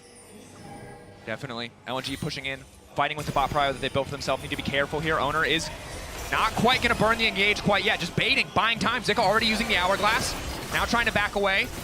That's the missed cooldown consumed as well. Is this the window of opportunity where T1 want to start it? No, they're just trying to play for more cooldowns. Just build up these small incremental advantages. Also, Zeus is looking for a back. Not going to get it, though, and we do see the poke from Scout not landing right now, but Gala does have both his summoners available and is very healthy, sitting on 3 items, did finish his Lord Doms just now. Exactly, finished that LDR, so he's really strong. Last Whisper in for Scout as well. And LNG are trying to force this response through bot, trying to keep Zeus around and keep this opportunity for a multi-prong attack, but it's T1 who looks like they want to preempt the play. Owner now stepping in, getting forced backwards. LNG not quite able to secure the blue buff there. Owner using one of the smite charges to get it. Gala trying to force the issue, force the fight here. T1 has to be careful about grouping for the Infernum ultimate. Owner a little bit chunked here, and Hong's looking for that angle. They're going to try to pinch Zeus. Dragon resetting a little bit here. Both sides backing away. It's just a battle of poke. Both sides hoping to bait the other one into pressing the trigger. The charm now coming through. Will it be enough to lock down Zeus? No is the answer. Scout given to the Aatrox as tribute, and now Gala's in trouble. T1 coming alarmed. They see the window of opportunity. They see the weakness in the armor of LNG, and they tear it asunder. There is no room left in the fight. T1 will take everything they want in this game too. Hung, a last desperate effort, but the TP's coming mid. I mean, that's going to be game. They're going to throw for the end. T1 put LNG in a lose-lose position. You have to contest for this objective. Elder, just too much power to give over. But T1 patiently prodding, find the angle. And the fervor of the fans in Busan will not force T1 to play over-aggressive. They keep their discipline, they remain composed, they close out cleanly versus LNG in Game 2 and bring us to match point, a semi-final spot on the line.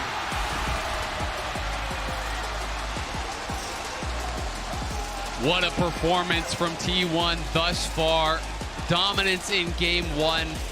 And for Game 2, the word that comes to mind is control. Absolute control, start to finish. It never seemed like LNG were the ones driving this game. T1 looking so prepared, so practiced coming into this series, and really blowing my expectations out of the water. I thought it was going to be much closer than it has looked thus far. but LNG especially have had no answers for the T1 bot lane. What's remarkable is that T1 is playing the controlled style that LNG had so much success with, but due to these bot lane counter picks, LNG doesn't get to play the game. T1 consistently coming out ahead, and as a result, they're moving on to match point after the break. But before we go, let's check out behind-the-scenes footage of our amazing daily teases through the eyes of the Oppo cam.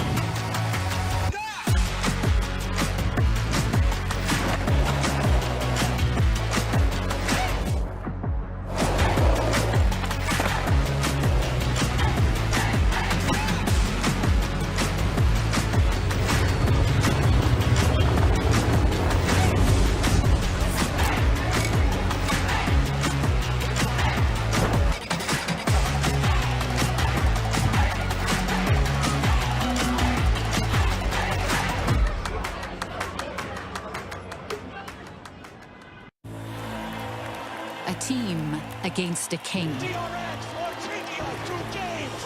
Seeing against believing.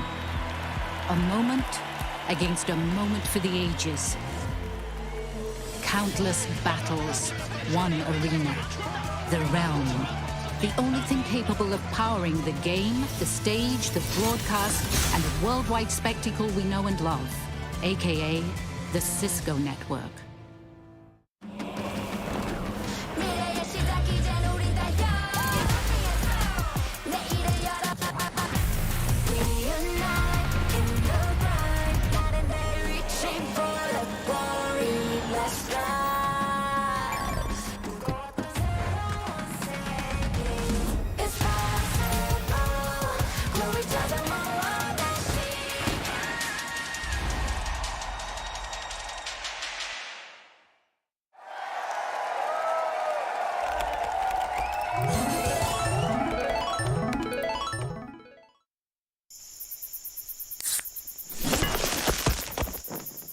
Red Bull gives you wings.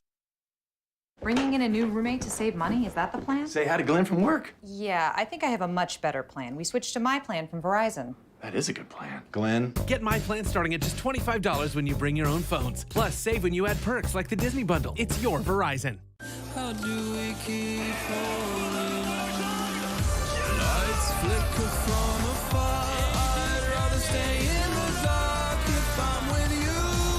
I don't need the world. Keep me close, safe and sound. More than two is a crowd when I'm with you. Time is passing, knows no manners. I'm finding comfort and hope.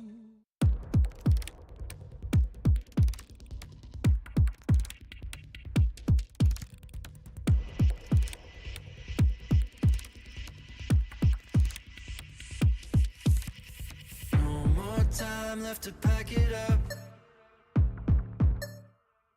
On the brink of a brand new age, better buckle up. Hey, oh, let's go, have you had enough?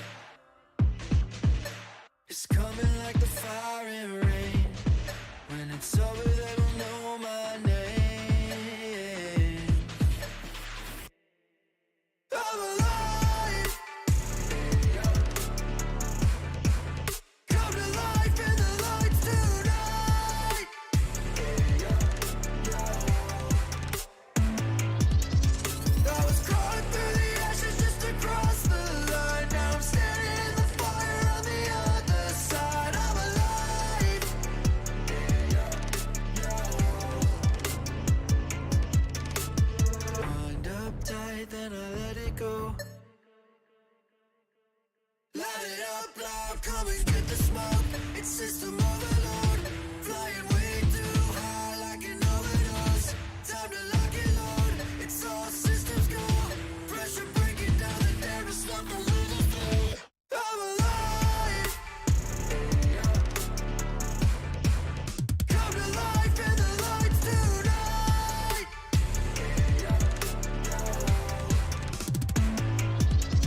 I was crawling through the ashes just to cross the line. Now I'm standing in the fire on the other side. I'm alive.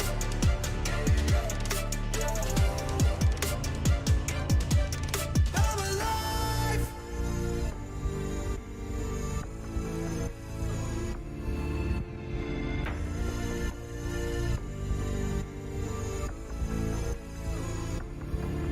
I was crawling through the ashes just to cross the line. Now I'm standing in the fire on the other side. I'm alive. I'm alive. Come to life in the lights tonight.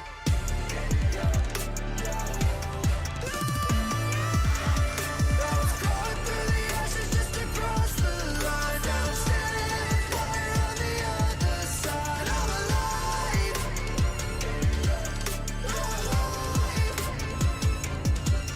I'm alive.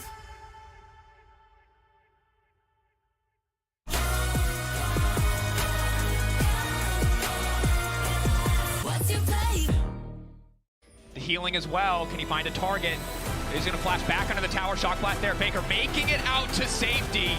Scout looking to follow up the healing now coming in, trying to find the 1-for-1, but Scout will stand strong. But Gala gets forced to safety. Chakrams stacked. Zeus can't find the angle, but the shutdown coming through for Faker. T1 taking the fight anyway. Scout given to the Aatrox as tribute, and now Gala's in trouble. T1 coming alive. They see the window of opportunity. They see the weakness in the armor of LNG, and they tear it asunder. The fans are going crazy already, and T1 stepped into the Sajik Indoor Gymnasium in Busan today with a mission and to keep up the honor for the LCK, and they are on match point already. It went so fast, and to be honest, that game too went so fast. It started from the first plays. Talk me through why T1 was able to get such a good start, especially around that Herald. Well, we've pulled a pretty cool sequence of events that illustrates an issue that is sometimes really hard for casters to communicate, and it is the change of tempo from team to team. So we see T1 send their whole team up here to Rift Herald and fully commit to this.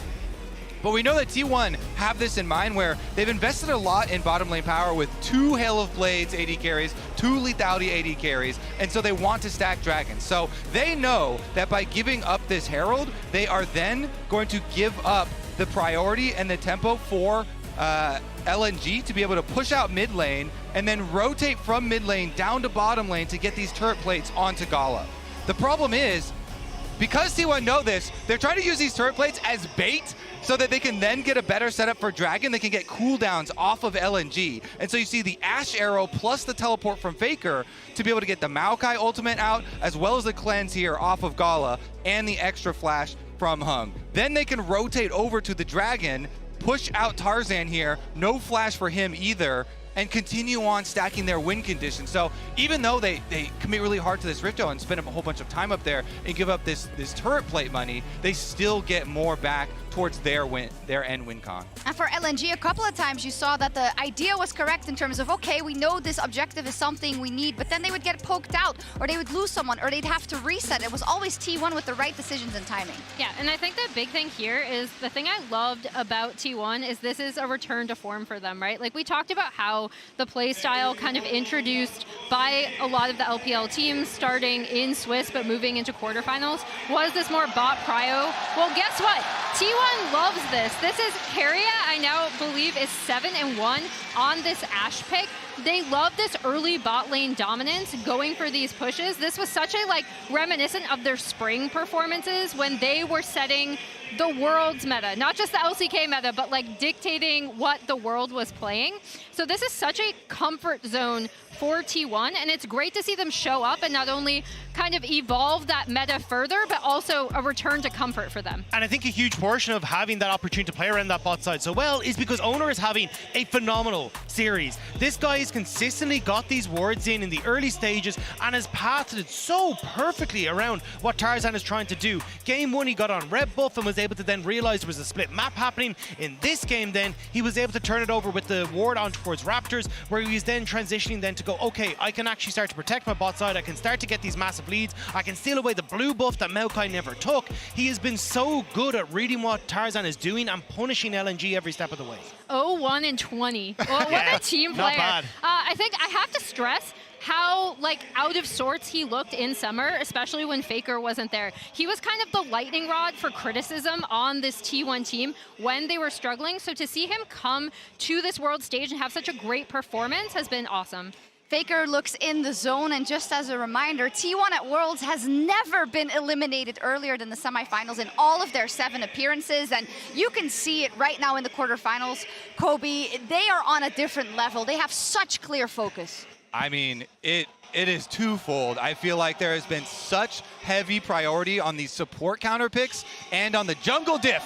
Tarzan is not playing very well here on stage, so LNG really need several individual members to step up, as well as try and come up with something to deal with this onslaught of bottom lane priority that T1 have been able to put together using Keриa's flexibility.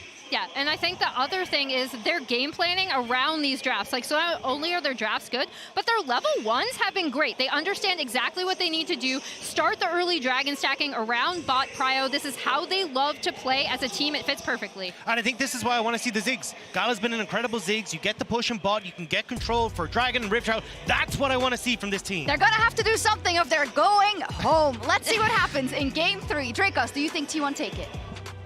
At this point, I am inclined to think yes, Shocks, based on the fact that they have shown 2 completely different drafts. They're once again on the red side, but the ultimate question is, can they continue to find these super advantageous bot lanes? Well, I think the ball is absolutely in LNG's court, because T1 is just going to do the same thing if you let them, right? Like, clearly, they're going to play towards bot winning 2v2. They're going to keep blinding the Aatrox. They're going to keep doing all these things that have been working so well for them.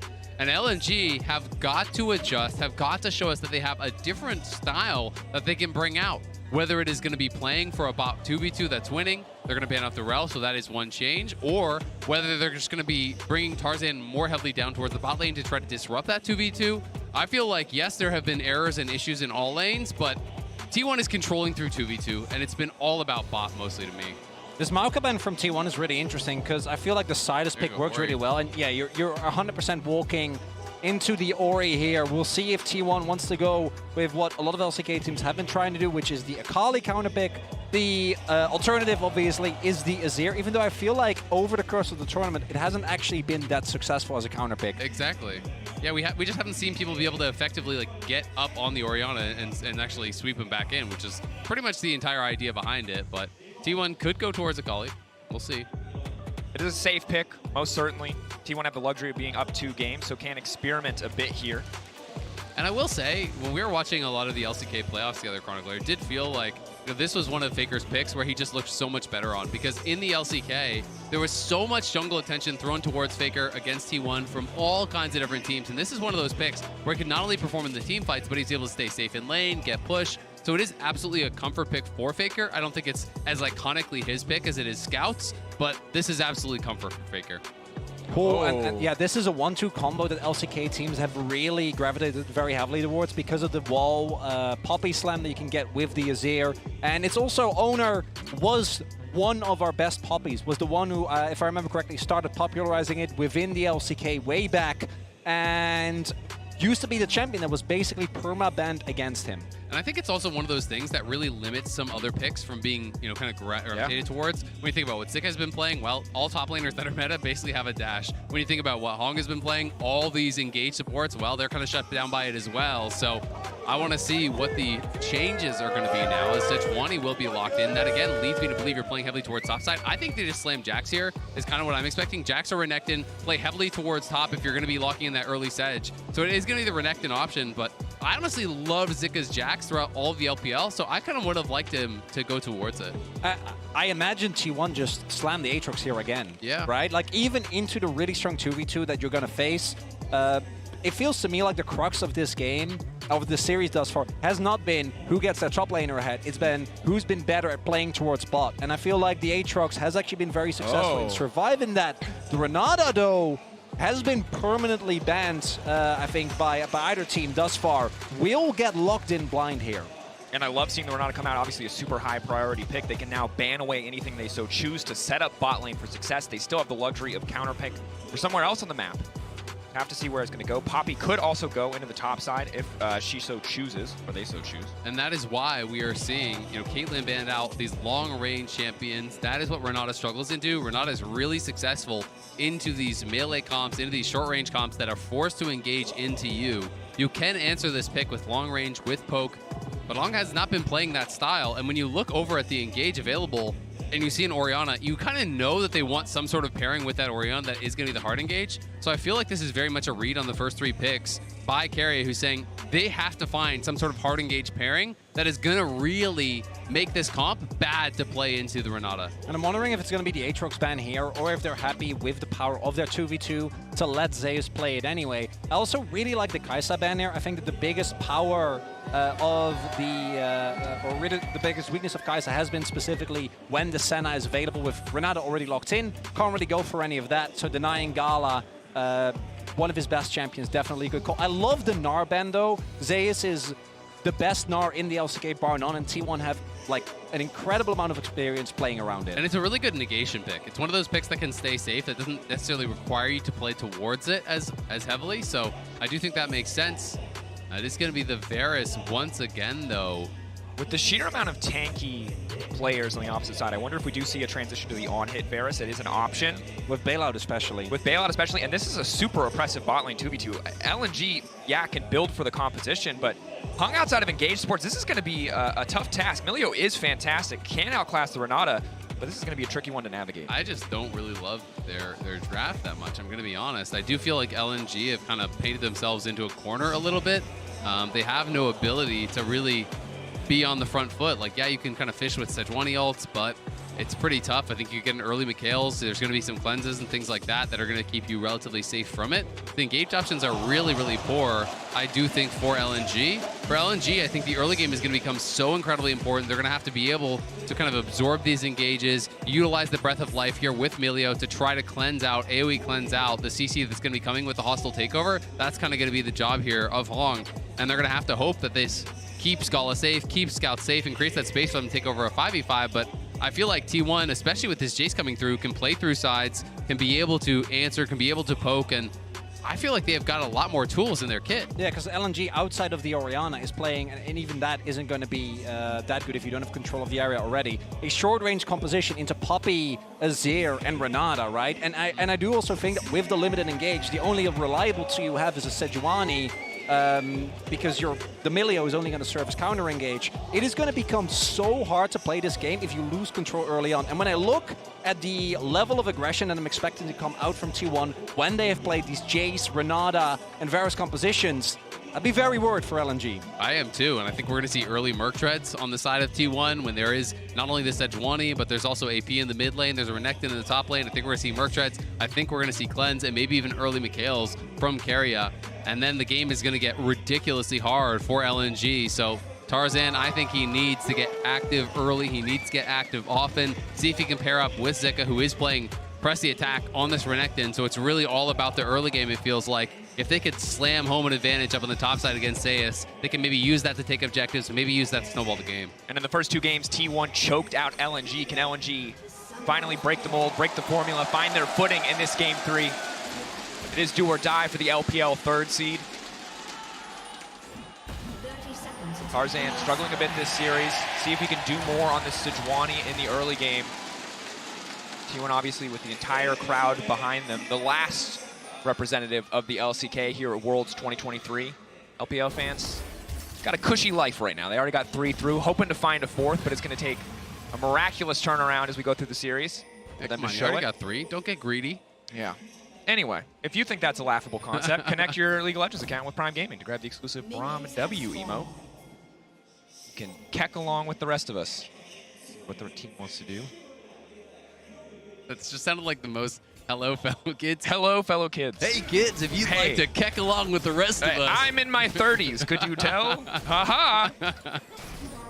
Anyway. I don't really have a response to this, guys. I'm very sorry. Okay, it's fine. I think it's a fun emote. It is. That's the extent of my opinion. I was making fun of the emote. Was making fun of Dracos. It's an important distinction. Yeah. Great emote. I'm gonna go get the emote. I feel like Memeable then caster. I have to jump to the defense of Dracos. Yeah. Oh, it's true. Chronicler, you're on hurt this. the ones we love, as they say, you know? Yeah. Chronicler's on this positivity hype. He keeps showing us this picture of a frog every time we do negative self-talk. Yeah, I don't do it. Okay, I won't. Hopefully LNG aren't doing any negative self-talk either. Got to stay focused. Bot lane, again, has been a huge weak point, a lot because T1 have consistently had the counter pick on the bottom side of the map. Not to individual player mistakes, but more just because they haven't really had agency in the first two games. Game 3 going to be a bit of a different story. And Carey is kind of unleashed. I mean, if he can play whatever his heart desires, just play for these winning 2v2s, and that's working for T1, then they are such a frightening team because we've talked about it a lot, but this guy is so versatile. When he really was at his peak, it's kind of Carey just going crazy. He was trying all kinds of different supports. He was trying all kinds of different styles. And that is where he is so incredibly hard to beat because he's so mechanically proficient. He's so flexible as a player, and he really knows how to get the maximum advantage out of these lanes. Yeah, during the AD carry support meta within the LCK, it was just like you were playing down a ban against T1. There was just no option. You had to ban Ashe every single time as Tarzan and Owner are going to meet. Walking in face to face. Sustained damage. Neither side has that much, but right now a lot of damage coming in for Tarzan. Owner now just going to zoom his way out to safety. That's the phase rush proccing. Buckler coming in. Both sides squaring up with the big old golem here. Flash in. Wall bang. First blood. Owner living up to his name. Owner plays it out perfectly, gets the aggro back onto Tarzan. Did he get the blue? And he's going to get the blue as well. As Tarzan retreats back, he gets too close to the wall. Owner sees the opportunity, and now he's going to try to cut off Scout here, potentially. Scout senses it and does walk the long way. But what a way to assert dominance in a match point game here. Tarzan having a rough series. Owner gets right in his face and leaves no question about who the better jungler is today. And this is coming from the guy that was the big underperformer on this roster. Zeus stepping in, lots of damage. Zicken now forced to flash out to safety. Zeus holding on for now. Hex Flash coming in, Poppy going to try and save the day. Buckler goes in, a little bit of a slow going through. Zeus needs to be careful here, can't walk too far forward, but Owner just continuing to harass. The E flashed away from Owner everywhere he needs to be. And now it's a disaster. The lane is I don't know if Zeus is going to get his back, but the lane is pushing into Zeus. Tarzan doesn't have flash. Will be able to, at the very least, clear his own jungle, but he's going to be substantially behind here right from the get-go. And T1 find yet another early game lead. You used double flash, and you didn't even get the Jace's flash. That is... I cannot overstate how bad that is for the Renekton's lane state. You're down 0-2. You just got solo killed in your jungle. Then you both committed flash top to get absolutely nothing into a bad wave state. And now Zeus is just going to play crazy aggressive here, knowing he has that flash advantage.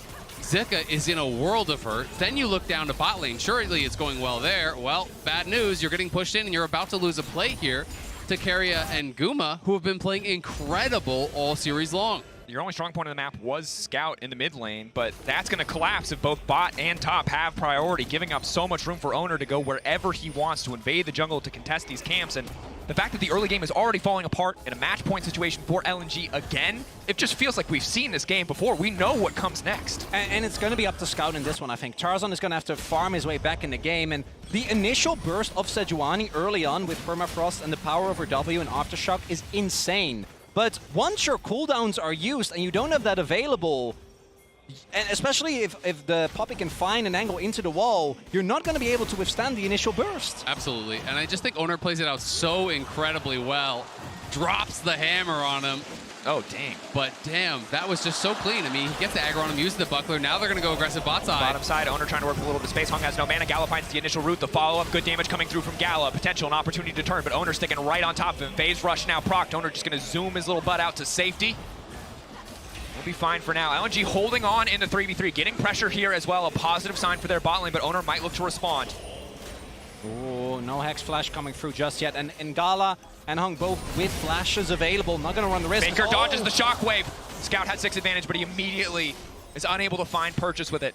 Well, and Scout knew as soon as Faker dodges that, he has to retreat because Faker was about to hit 6, and if he stays up trading there, he's going to get scooped back, and he's likely going to be dead. So T1 going to use the mid prio, come down towards the Dragon. It's still a big CS advantage for Scout. We haven't really gotten to watch that, but Scout doing a really good job. By far his best performance in the 1v1 throughout this series. And this is the man that was the MVP, right, of Summer, was able to carry this team, I think, when the rest of the players weren't able to keep it together. Scout always is their biggest lead with a just purely gained in the 1v1 advantage.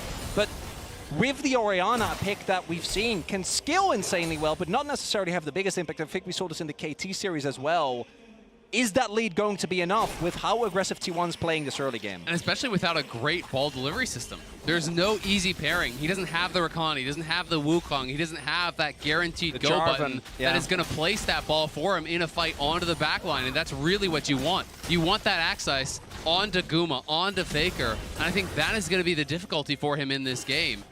It's again, and I feel like a broken record in a lot of these games, it's a bit about the engages here for LNG. They're going to have to come from multiple angles because they don't have any consistent engage.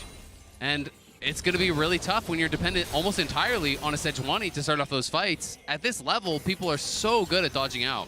Yes. It's a little bit more reliable and immediate than the Maokai, perhaps, outside of the Maokai Flash W, so perhaps LNG can get more done with it. But if you feel like a broken record, it's because, again, we've seen similar patterns in all 3 games where ultimately, even if individuals are laning well, even if Zika was laning well, it didn't matter. They have still found so many advantages in the team fights. Scout, even if he's laning well, if he can't press his advantage, if he can't use his advantage, then it does not matter in the face of T1. The one big difference, though, with this series compared to the previous ones, is that Gala isn't being set behind early. He has actually been able to remain in a good position. The early gank being thwarted by Tarzan showing up when Owner was there as well actually ends up being big, and I think T1 was still able to stack a lot of the objectives. But it does mean, at the very least, that LNG should have a better opportunity once we get to the mid-game to utilize the power of their AD carry. And it is showcasing the power of the Emilio, right? In that 2v2, obviously a lot stronger than the Blitz or the Rakan. And it is going to allow Gala to be way more aggressive, right?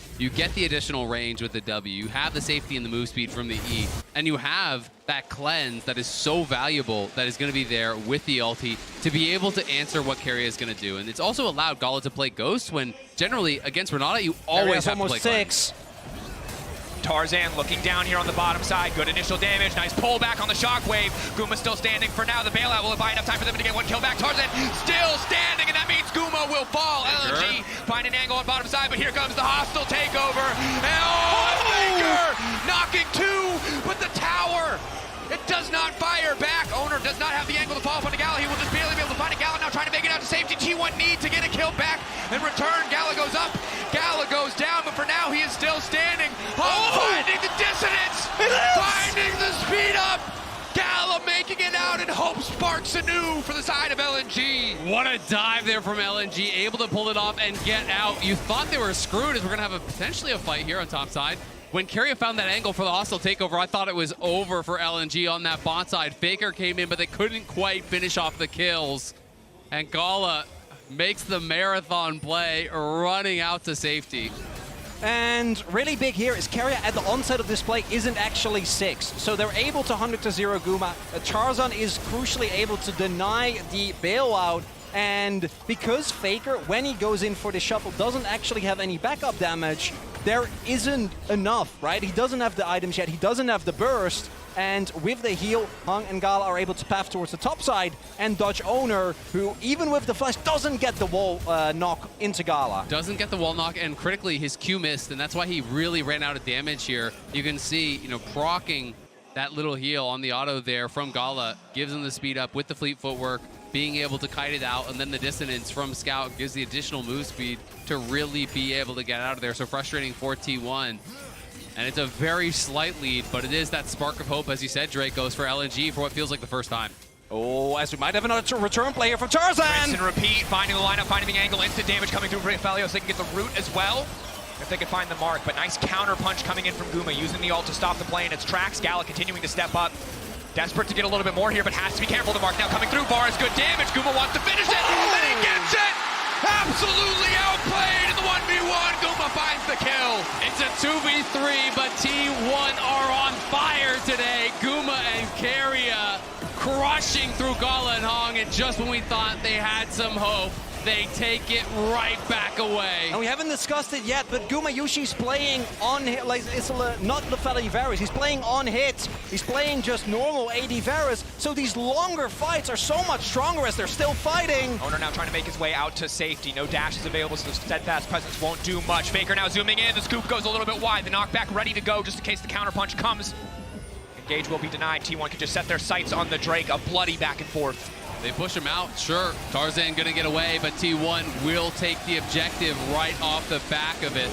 Hong and Gala around. Tarzan is sniffing, but it's gonna be too little, it's gonna be too late, so it's about the fight if it's about anything. On to Guma. Follow-up is there. Owner not gonna connect. Zik on the backside. Hostile takeover is clean, and again, there's no cleanse available for Gala. Stops the play for now. Zika trying to find one. Owner surely should fall here. Still standing because of the bailout, but he will eventually die. LNG get the kill. That is a big investment, though. Yes, they get the kill, but they lose the Dragon, and Zeus is gonna have this freeway with the topside turret. T1 are still looking for a player. I don't know about that. Have to be careful. Keria and Guma continuing to back up. 3 seconds left on Guma Yushi's ultimate. There's no TPs. Not without Ibarus, cannot one-shot the wave. Look at the Hex Gate. Faker's on his way. Ulti available for Tarzan in just a couple of seconds here. Counting down, ticking away. Yeah, they can't do it. Faker gonna try to cover early ult to try to make it out safety. T1 backing off, are they gonna kill? LNG linger for a bit too long, not respecting the burst, and here comes Faker. Tarzan getting shredded by the soldier. One more is gonna do it. The Emperor of Shurima finding the double. The double kill for the king of the LCK. Gets down to the bot lane, and Faker feels like he is on fire in this series. Showing up huge for T1, but LNG, they made it way too obvious. The dive was taking way too long, and look at the handshake to set it up. Yeah, the big thing here is that you can sense the desperation from LNG. They desperately want to try and get a lead somewhere, but especially with Hex Gates, you need to know the timings. You have so much less time. The wave is so far up, and even with them pulling, trying to get it to crash earlier, it's not enough. I mean, they were down there, and they knew that their opponent saw the dive coming for, I want to say, 30-plus seconds. There was a lot of time to respond to this play. You cannot be that slow against a team this good. You have to respect their ability to react. And T1 now, 2 Dragons up, 2,000 gold in the lead, and it's a Hextech Soul that is on the table here. Plus a monstrous lead, as Zeka has tried to come down to the team now multiple times, while Zeus has been farming it up, farming plates, getting a CS advantage. He's now up over 40 CS, farmed multiple plates on the top side. That is a 13, nearly 1,400 gold lead for Zeus in the 1v1. That is going to be so hard for them to answer. And the one lead that was still there for LNG was Scout, who has still maintained the CS lead, but because of the kills, I don't think Faker is going to be substantially behind in his item finishes. Doesn't have a Mythic now, but... Push back, delays because of the Crown Shockwave, now pulling him back under tower. Faker keeping this one going. Trading ult for ult, not a bad deal. Again, Scout the most fed member of the team. Both sides will walk away with their lives. T1 now looking like they want to play towards this Herald. They have mid prio, they have the vision, and they're going to be starting it up here. There's just no way to contest. You look at the top lane itemization, it is not even close. Zeus monstrously strong, and Zika just still trying to scrape up the gold for his first item. Doing what they can. Hong can't even clear the vision.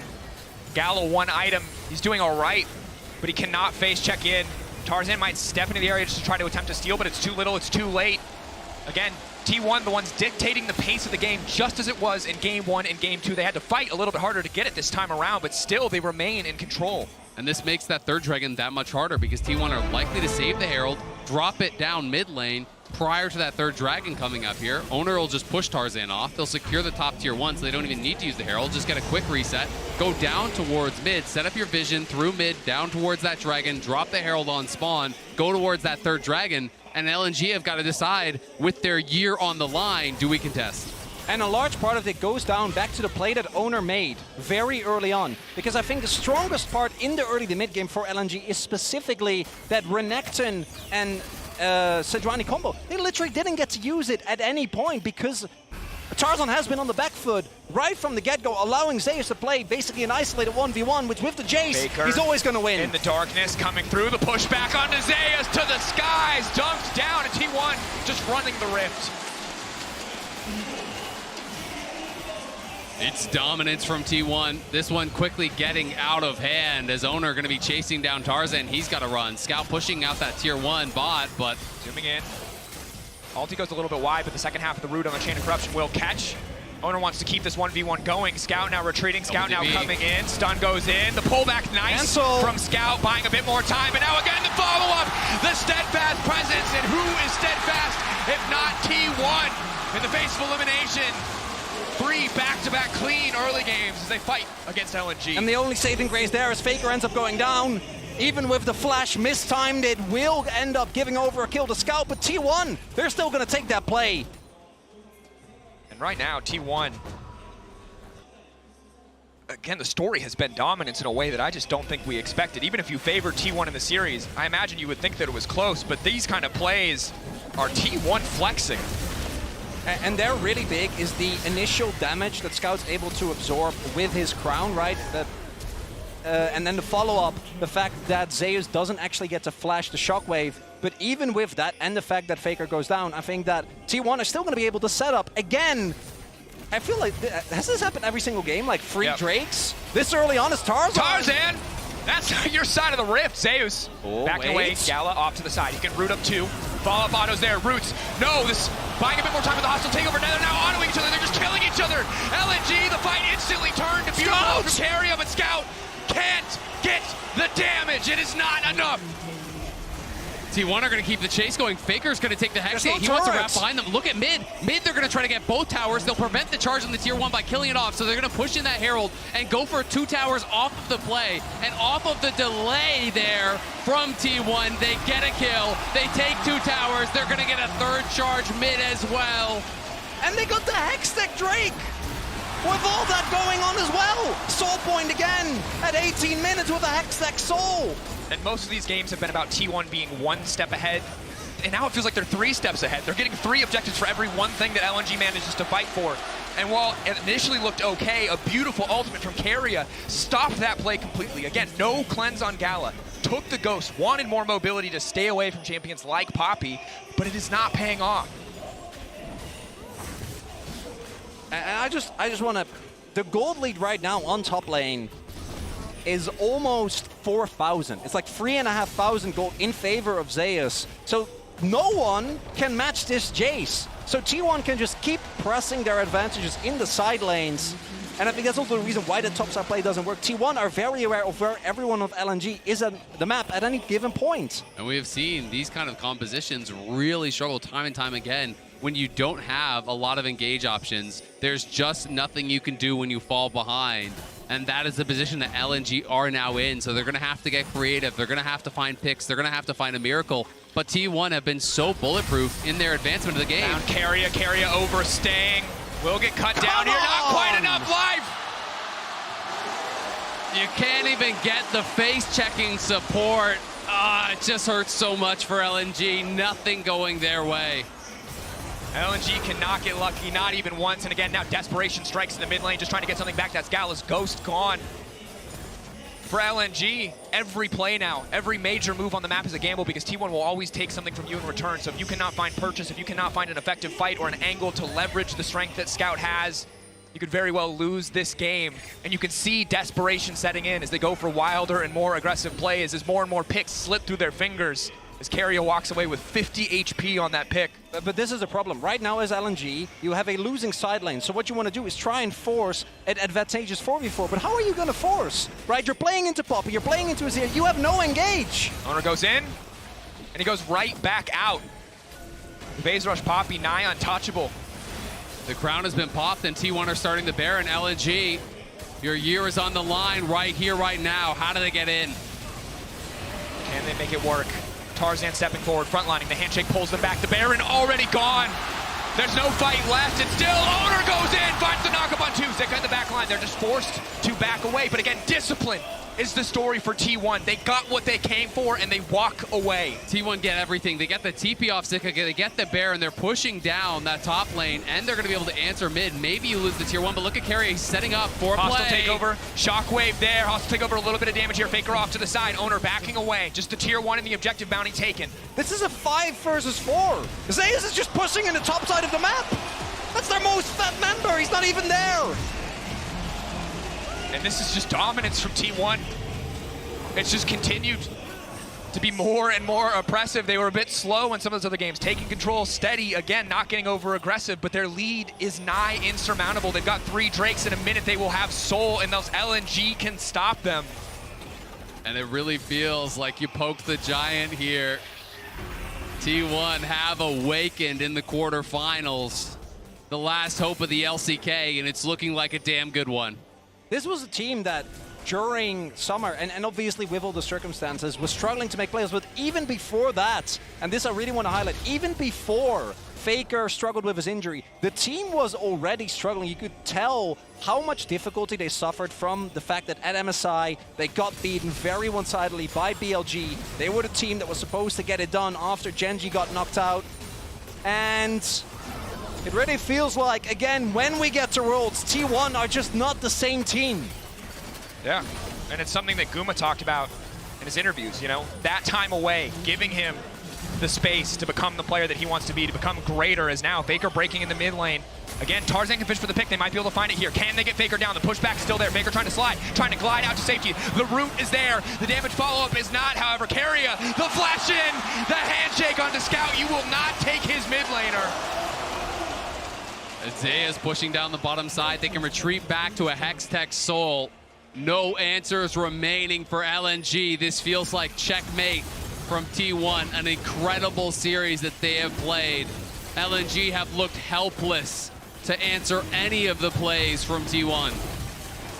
And it's Hextech Soul with a on-hit Varus, Azir with Nashers, and a monster fat Jace! And Zeus, full confidence play. There's no reason he needs to do that, but he does it anyway! Zeus puts Zika 6 feet under, and he's looking to seal the deal. Another solo kill for the 5-0-0 Jace. Complete dominance. LNG no longer have the game in their hands. They are praying that T1 slip up, that T1 make a mistake, that T1 are overconfident. Zeus, maybe that was their opportunity on the bottom side, but Zeus makes it work anyway with his massive gold advantage. LNG are praying, but God is on T1, and it's Faker leading the team, showing up in this series huge, outplaying Scout across both game 1 and 2 in that lane, and really showcasing his class. And it has been permanent. This would be the 8th semifinals at Worlds that Faker would advance towards. Never has he been eliminated in the quarterfinals, and he clearly does not want to let that start today. And that prestige and pedigree, when he can show up like this, when he hasn't been the center of the story for T1 for so much of the year, is just a reminder of how world-class this player is. And coming into today, I think there was a very real fear for a lot of fans. This T1 roster has already been under so much pressure. It just comes with playing for T1 as an organization, and particularly given how much they have struggled with consistency internationally when it comes to actually closing the deal. The added pressure of them possibly failing to have an LCK representative would have been the first time ever, right, that we have 4 representatives from the same region. But T1, it doesn't look like the pressure's getting them whatsoever. Feels like a victory march down the mid lane. Inhibitor knocked down. Again, T1 taking their time, don't need to overcommit. They have the waves on their side, they have the soul on their side, the gold lead, every advantage they could want. No reason to risk anything. It is slow, it is steady, it is controlled, it is massive damage. Gala firing back with the Inferno multi just to generate a little bit of space, but Scout getting chunks down. Don't even need a wave, just tearing through the tower as life bars shrink on the side of LNG, excuse me. Hope dwindling. JDG on the minds of T1 looking ahead to the semifinals. Zeus just isn't missing. It's ridiculous. It's like 20 shock blasts in a row that this guy has hit. He's monster fed, and he is just having them handshake back, connected down to the wall. Zeus firing up with so much damage. Down goes Zika. The pushback is massive. Gala knocked out at T1, eyes on the prize. And it's the God of Thunder. He loves his lightning champions, and Jace was always his most iconic. And in this final game, Zeus shows why he still pulls it out. The final push now, LNG, one last desperate hold, but they've got nothing left. And even as every other LCK team falls away, Faker stays standing. T1 stays standing. The last light of the LCK burns bright, and Busan is ahead to the semifinals.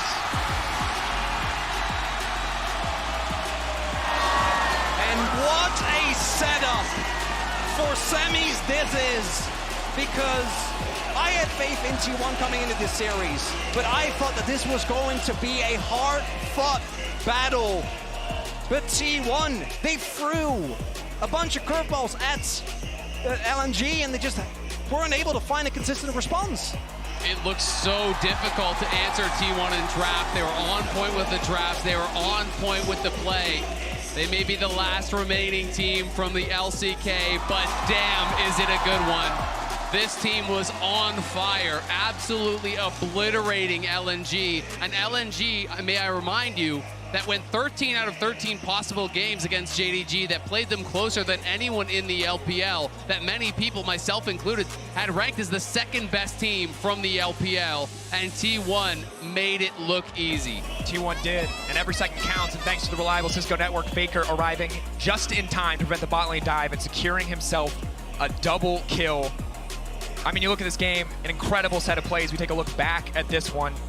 And coming in, right, you know how much it would have meant for Scout if he was able to get the win here. But unfortunately in this one, not going to be the case. Faker with the timing, able to keep his bot lane alive, and I think that this really showcased the desperation of LNG in this series. This is a team that was known for their control, their ability to pick fights. But today, we didn't get to see that. And obviously condolences to LNG. Can't be happy with that performance. We're not able to withstand the sheer quantity of bot lane adaptations, the aggressive maneuvers in Game 3 from Owner especially to shut down Tarzan. And on the day, T1 showed up, and not only T1 again, Faker, everyone's gonna be excited about Faker always, but him dominating and dismantling Scout in this manner gets everybody hyped up for this JDG series. Scout was on fire throughout summer, throughout most of the Swiss stage as well. And I was thinking if there was going to be that massive advantage for LNG, it would be in the mid lane. But it was Faker in games 1 and 2 that made such a massive difference. You know, beating Scout in that 1v1 and Zeus in this final game. It's a masterclass on the Jace. Got ahead early. The mistimed gank there from Zika and Tarzan. Tarzan getting solo killed. Owner taking him down. And then once Zeus had that flash advantage, he just never let go of that advantage. Slammed it home. And in that late game, it was absolute dominance. I mean, he ends the game 6.7 thousand gold ahead of where the Renekton was. And coming into today, I thought that the jungle matchup was going to be pivotal. I did not expect it to be this one-sided, because I do truly think that as good as Owner played, we also saw some of the continued struggles of Tarzan when it comes to these high-pressure situations, and particularly against T1. It's not the first time that we've seen this player have such a rough one. And I think people are going to be so ridiculously excited for T1 JDG. The draft preparations from JDG are going to have to be immaculate, because I don't know if there's really anyone you can practice against that can replicate what Guma and Carrier were doing in the bot lane, the creativity that they brought out, the way that they executed on that to dominate. It pushed Hong onto an Enchanter, and that meant they had no engage in that final game. They had no recourse once they fell down, but it felt like they were painted into the corner. Well, and I think overall, ultimately, as Busan goes absolutely nuts, there's just this level of creativity that you hear about in scrims every year at Worlds that never makes it to stage. But T1 are the team that brought it to stage today, that make it look good, and now all your draft planning has to factor in these extra things. Can we ever pick Kai'Sa against a team that is willing to pick Senna, that has shown that they can shut it down? The puzzle, the equation for JDG gets so much more complicated. And to be fair, at MSI, I thought that JDG T1 series was my favorite series of the tournament. Like, the level of play was absolutely ridiculous. I love that we get a rematch. I can't wait to see it, but for now, let's send it down to the stage for an interview with Faker and Gumayushi, with translation provided by Jisun.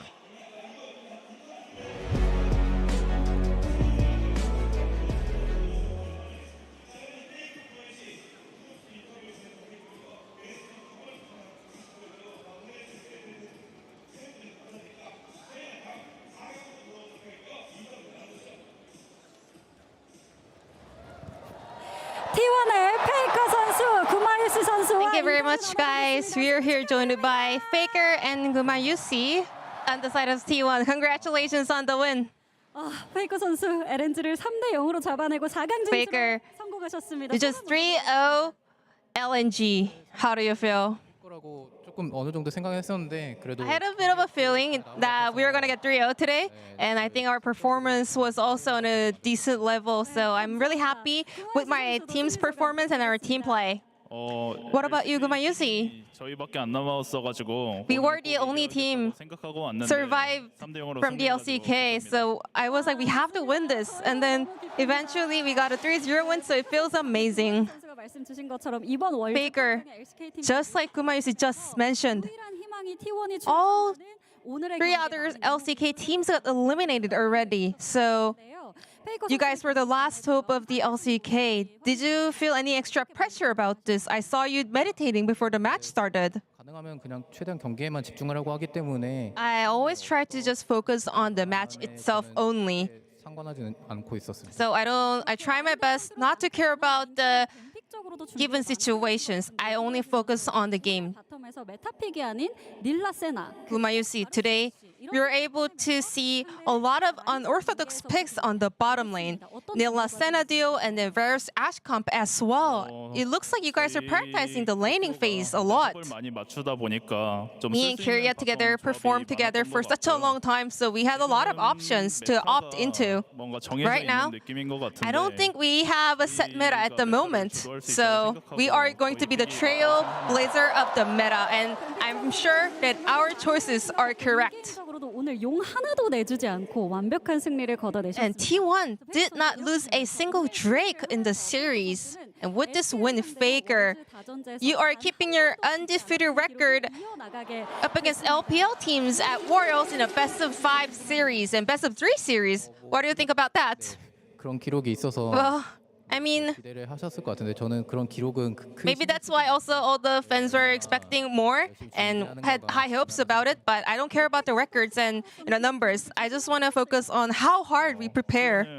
What about you, Gumayusi? T1, they don't lose the LPL. 좋습니다. 이렇게 미리 답변. Wonderful.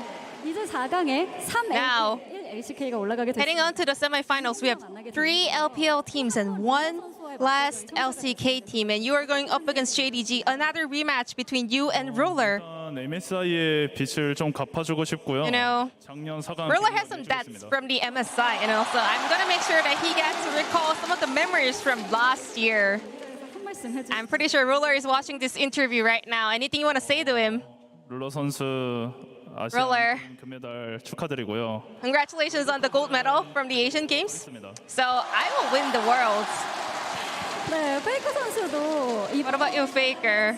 대결에서 가장 중요한 포인트 뭐라고 What do you think is the most important part heading into the JDG series in the semifinals? 진동 같은 경우에 제가 스위스 스테이지에서도 항상 좀 빨리 만나고 싶다라고 생각을 I always mention, even in the Swiss stage, that I really want to go up against JDG as soon as possible. I just want to have a great game together. And I am confident that T1 can win up against JDG. So we will just do as we normally do to prepare for the series and do our best on stage. Gumayusi, you once mentioned that you and Kyria are the strongest bottom duo at Worlds. What is your mindset for semifinals? 열심히 준비해서 4강 징동전 We will do our best during the preparation to do our best, and show the best at semifinals. And I'll see you guys at Seoul. 기대하도록 하겠고요. 마지막으로 페이커 선수 정말 맘졸이면 Lastly, Faker. LCK 팬분들께 LCK의 All the LCK fans were so desperate to see T1 win today. Anything you want to say to the fans? 깔끔하게 승리했는데 앞으로 있을 경기 We were able to get a very clean win today at quarterfinals. We will make sure to repeat this at the semifinals as well. Thank you so much for your support. And that was the interview from Faker Gumayusi after their victory up against LNG today. And I'm gonna wrap up the interview translation. Thank you.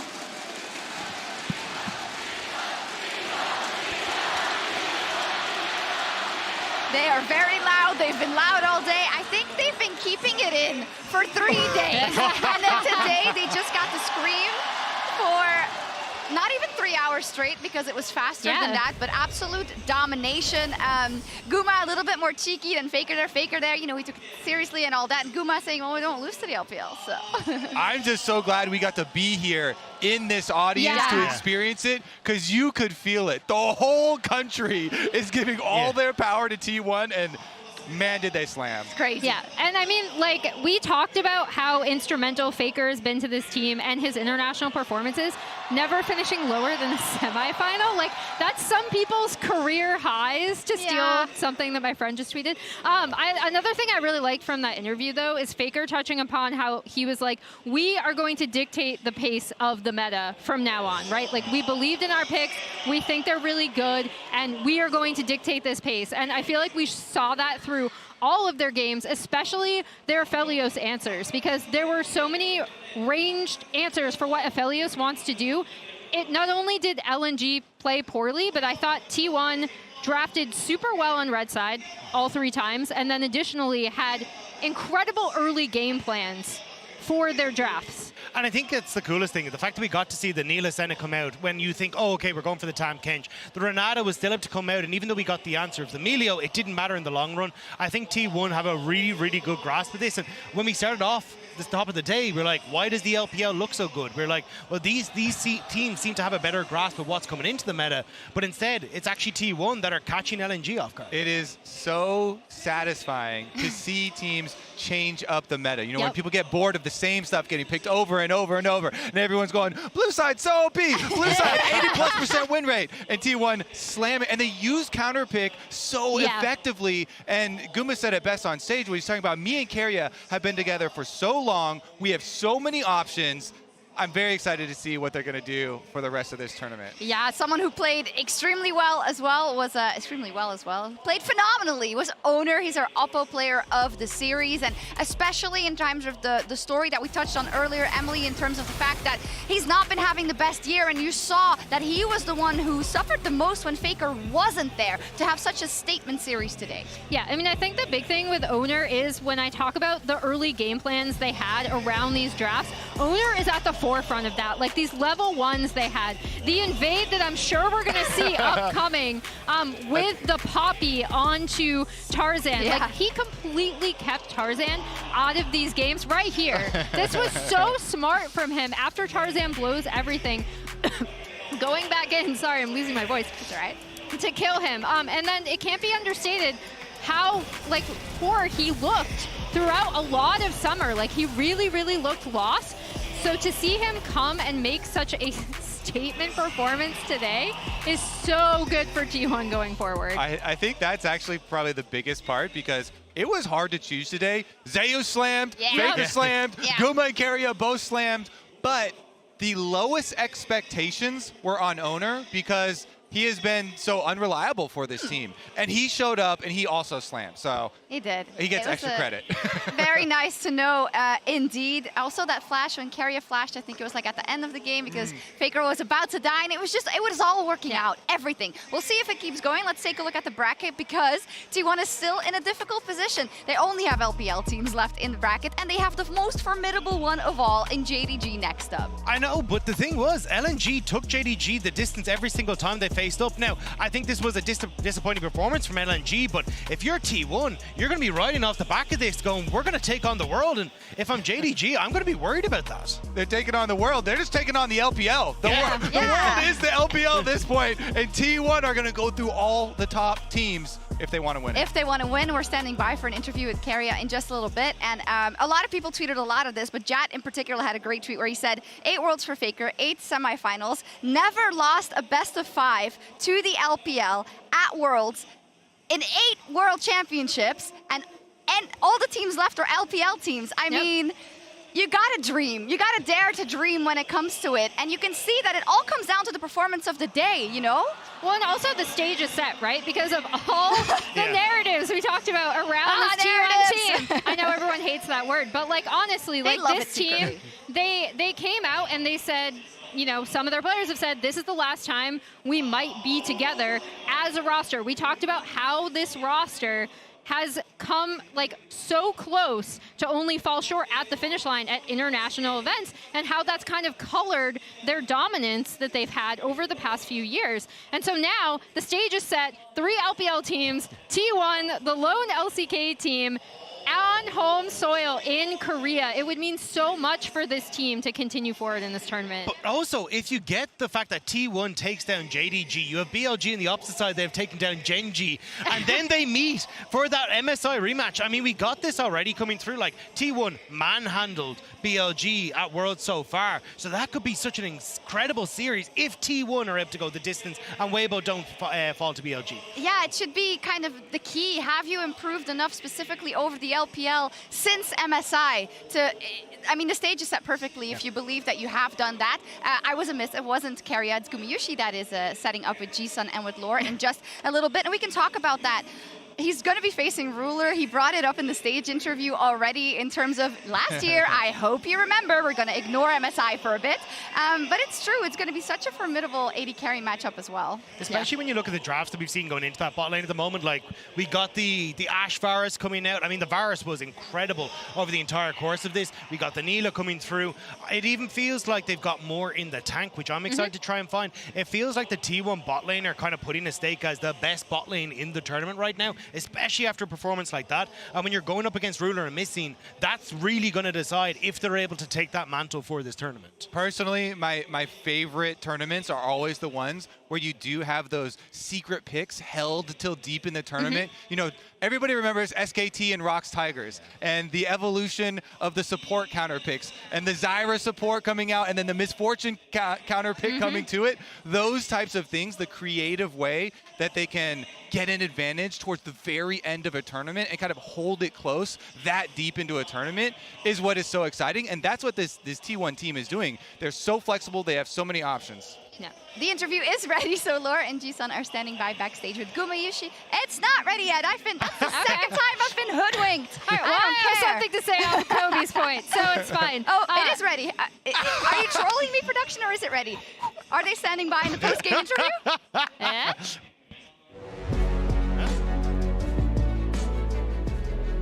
Thank you so much, Shox. We're back here in the interview area with Gumayushi, AD carry of T1. Thank you so much for joining 안녕하세요. me. 안녕하세요. 축하드립니다. And congrats to making it to semifinals. I want to mention what happened this week for the LCK. As you were the last bastion of hope representing the LCK here at Worlds, what was your reaction seeing all the teams falling one by one and coming into today knowing that you were the last hope for the region?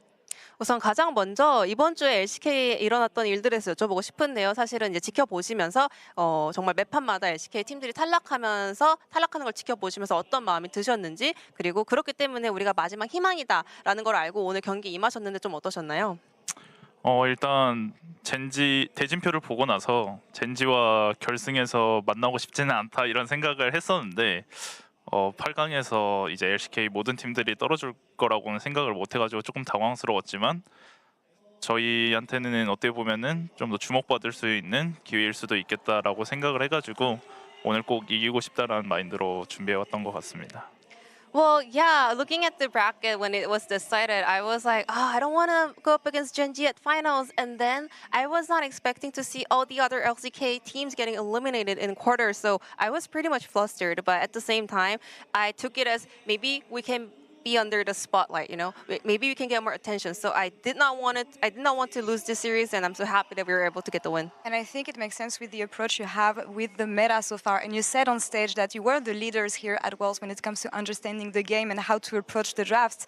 And I know that T1 often was criticized for their drafts in international events in the past. Is there anything you've been doing differently this time in the way you prepped, scrims, training and everything compared to the previous international events that you've been playing?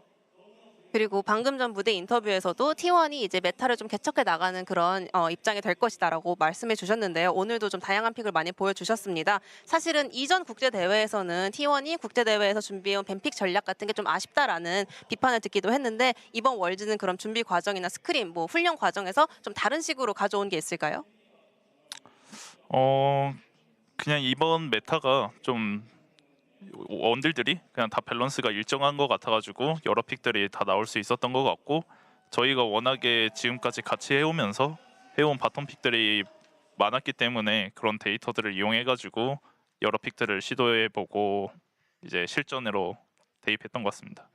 I think right now, Royals meta, especially on the bottom lane, I think all the AD carry picks are pretty much balanced and even, so we have a lot of options available. We can try many different stuff. And also, me and Carria, we have been performing together for such a long time. So that means we already tried a lot of different duos on the bottom lane. So we were able to try something more, cook something more in the practice games. And then we were able to also give it a shot on a competitive match. And taking a step back, I want to mention the documentary that T1 released this week about you, your career, your past. We knew that your older brother was a pro player as well, but it feels like esports run through your blood in general, with your father also being a video games player. What does it mean to you to be the last representative of the LCK here at Worlds in Korea, but also following the legacy of your family, representing them in the international stage? 그리고 이제 최근에 공개됐던 T1 구마유시 선수의 다큐멘터리에서 보니까 이제 형분께서도 프로게이머로 활동하셨고 또 아버지께서도 게임을 즐겨 하신 걸로 드러났는데 구마유시의 피해는 정말 e스포츠가 흐르는 것 같습니다. 그렇기 때문에 이번 월즈에 또 LCK 마지막 남은 대표 팀일 뿐만 아니라 또 이제 가족들의 그런 e스포츠적인 유산을 이어간다는 의미에서 마지막 남은 LCK 팀으로서 지금 각오가 어떠신가요? 이제 또 한국 땅에서 열리는 월즈인데 결승에서 이제 LPL 대전이 나오면은 많은 한국 팬들이 슬퍼할 것 같아서 저희가 꼭 결승에 가서 우승을 해야겠다는 생각이 있습니다. So Worlds right now is in Korea, and I'm pretty sure our fans are going to be so sad to see LPL versus LPL at finals. So I want to promise that we're going to make it to the finals and make our fans happy and win it all. And next step, JDG, you versus Roller. You said that you were the best bot lane at Worlds right now. Can you tell our viewers why T1 should be feared in semifinals against JDG? 그럼 말씀하신 것처럼 결승에 가시려면 이제 다음 매치 4강전에서 JDG를 잡아야 하는데요. 또 룰러 선수와의 리매치잖아요. 이제 구마유시 선수가 굉장히 자신 있게 우리가 세계 최고 바텀 듀오다라고 말씀하신 만큼 T1의 바텀 듀오를 두려워해야 되는 이유가 뭐라고 생각하시나요? 저희는 아직 꺼내지 않은 픽들이 많습니다. We have so many more picks to unfold. It's going to be interesting to watch. Thank you so much. 인터뷰 감사합니다. 구마유시. Thank you so much, Jisun, as well. And Shucks, over to you. Thank you so much. Incredible work, Jisun and Laura. As always, lovely to hear from Gumayushi. I love it. I mean, Kobe said it already, but in terms of kind of just like, no, we're going to dictate the meta. Yep. Whatever that may look like. What Darren makes Yumi, us... you down? Sure. No, actually. I'd rather Varus Ash. We were setting up for the interview, so Emily, maybe I'll give this to you. LNG, I think, just as a send-off, as we do for every team that gets knocked out. To me, very disappointing because this is, this isn't how they usually play, right? Yeah, I mean, I think they definitely got, like, absolutely attacked in draft. Like, I don't think they really had an answer for these red side drafts coming out from T1. I do also think we did see some uncharacteristically sloppy misplays from them. Like, we do know that LNG is technically a slower paced team when compared to other LPL teams, but in particular, Scout and Tarzan really underperformed today.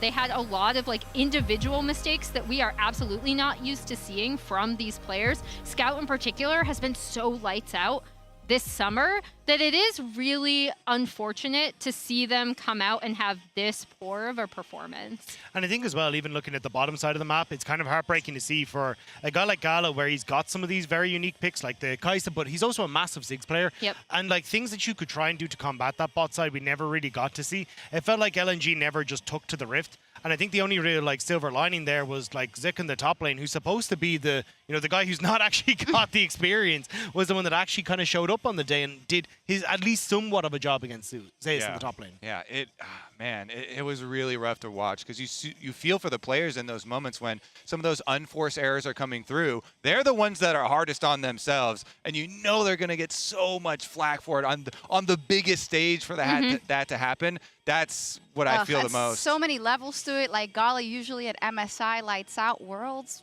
and then Scout last year versus Zeka, versus someone who arguably had a career high performance, obviously, but he got haunted by what followed him after that. Can he do it in those important stages? And he played so well this entire year and all of Worlds until this series. It's heartbreaking, but you don't win Worlds if you don't show up every single day.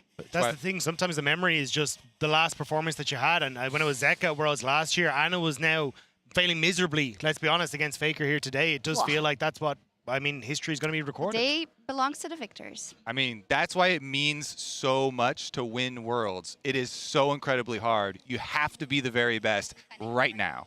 Yes, you do. And with that, we're going to sign off for today. We'll be back in a few days for the semifinals here live from Busan as well. Thank you for watching. T1 as the last remaining LCK team against the 3 LPL teams in the bracket. The stage is set for them, but it might just be the LPL as well. Let's see. That will do it for us and the World's quarterfinals for 2023. We'll be back here on Saturday with the first semifinal between Bilibili Gaming and Weibo Gaming from the LPL. Goodbye! 감사합니다.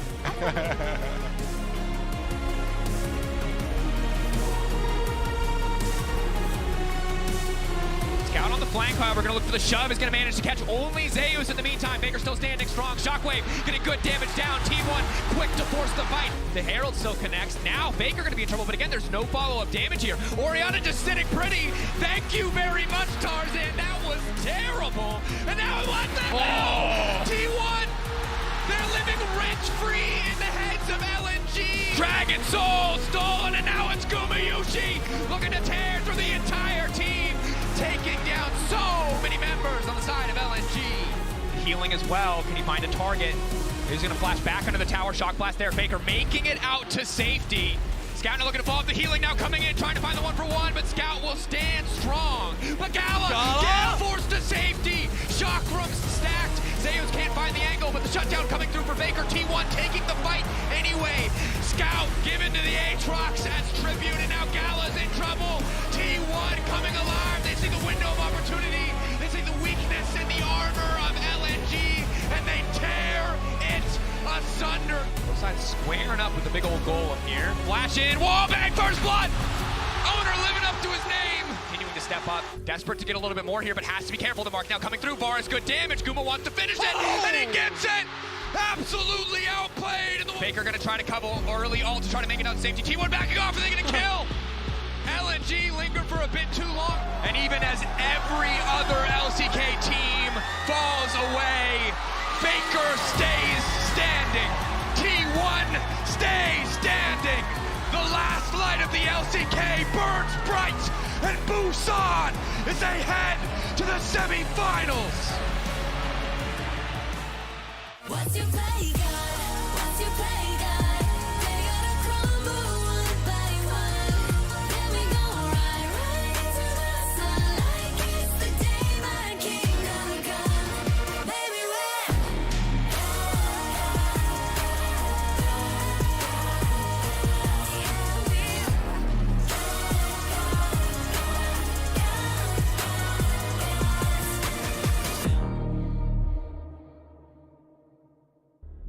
unstoppable, phenomenal, awakening, the animal, unshakable, optimal, it's happening, can't control, feel it, feel it, feel it. Feel it.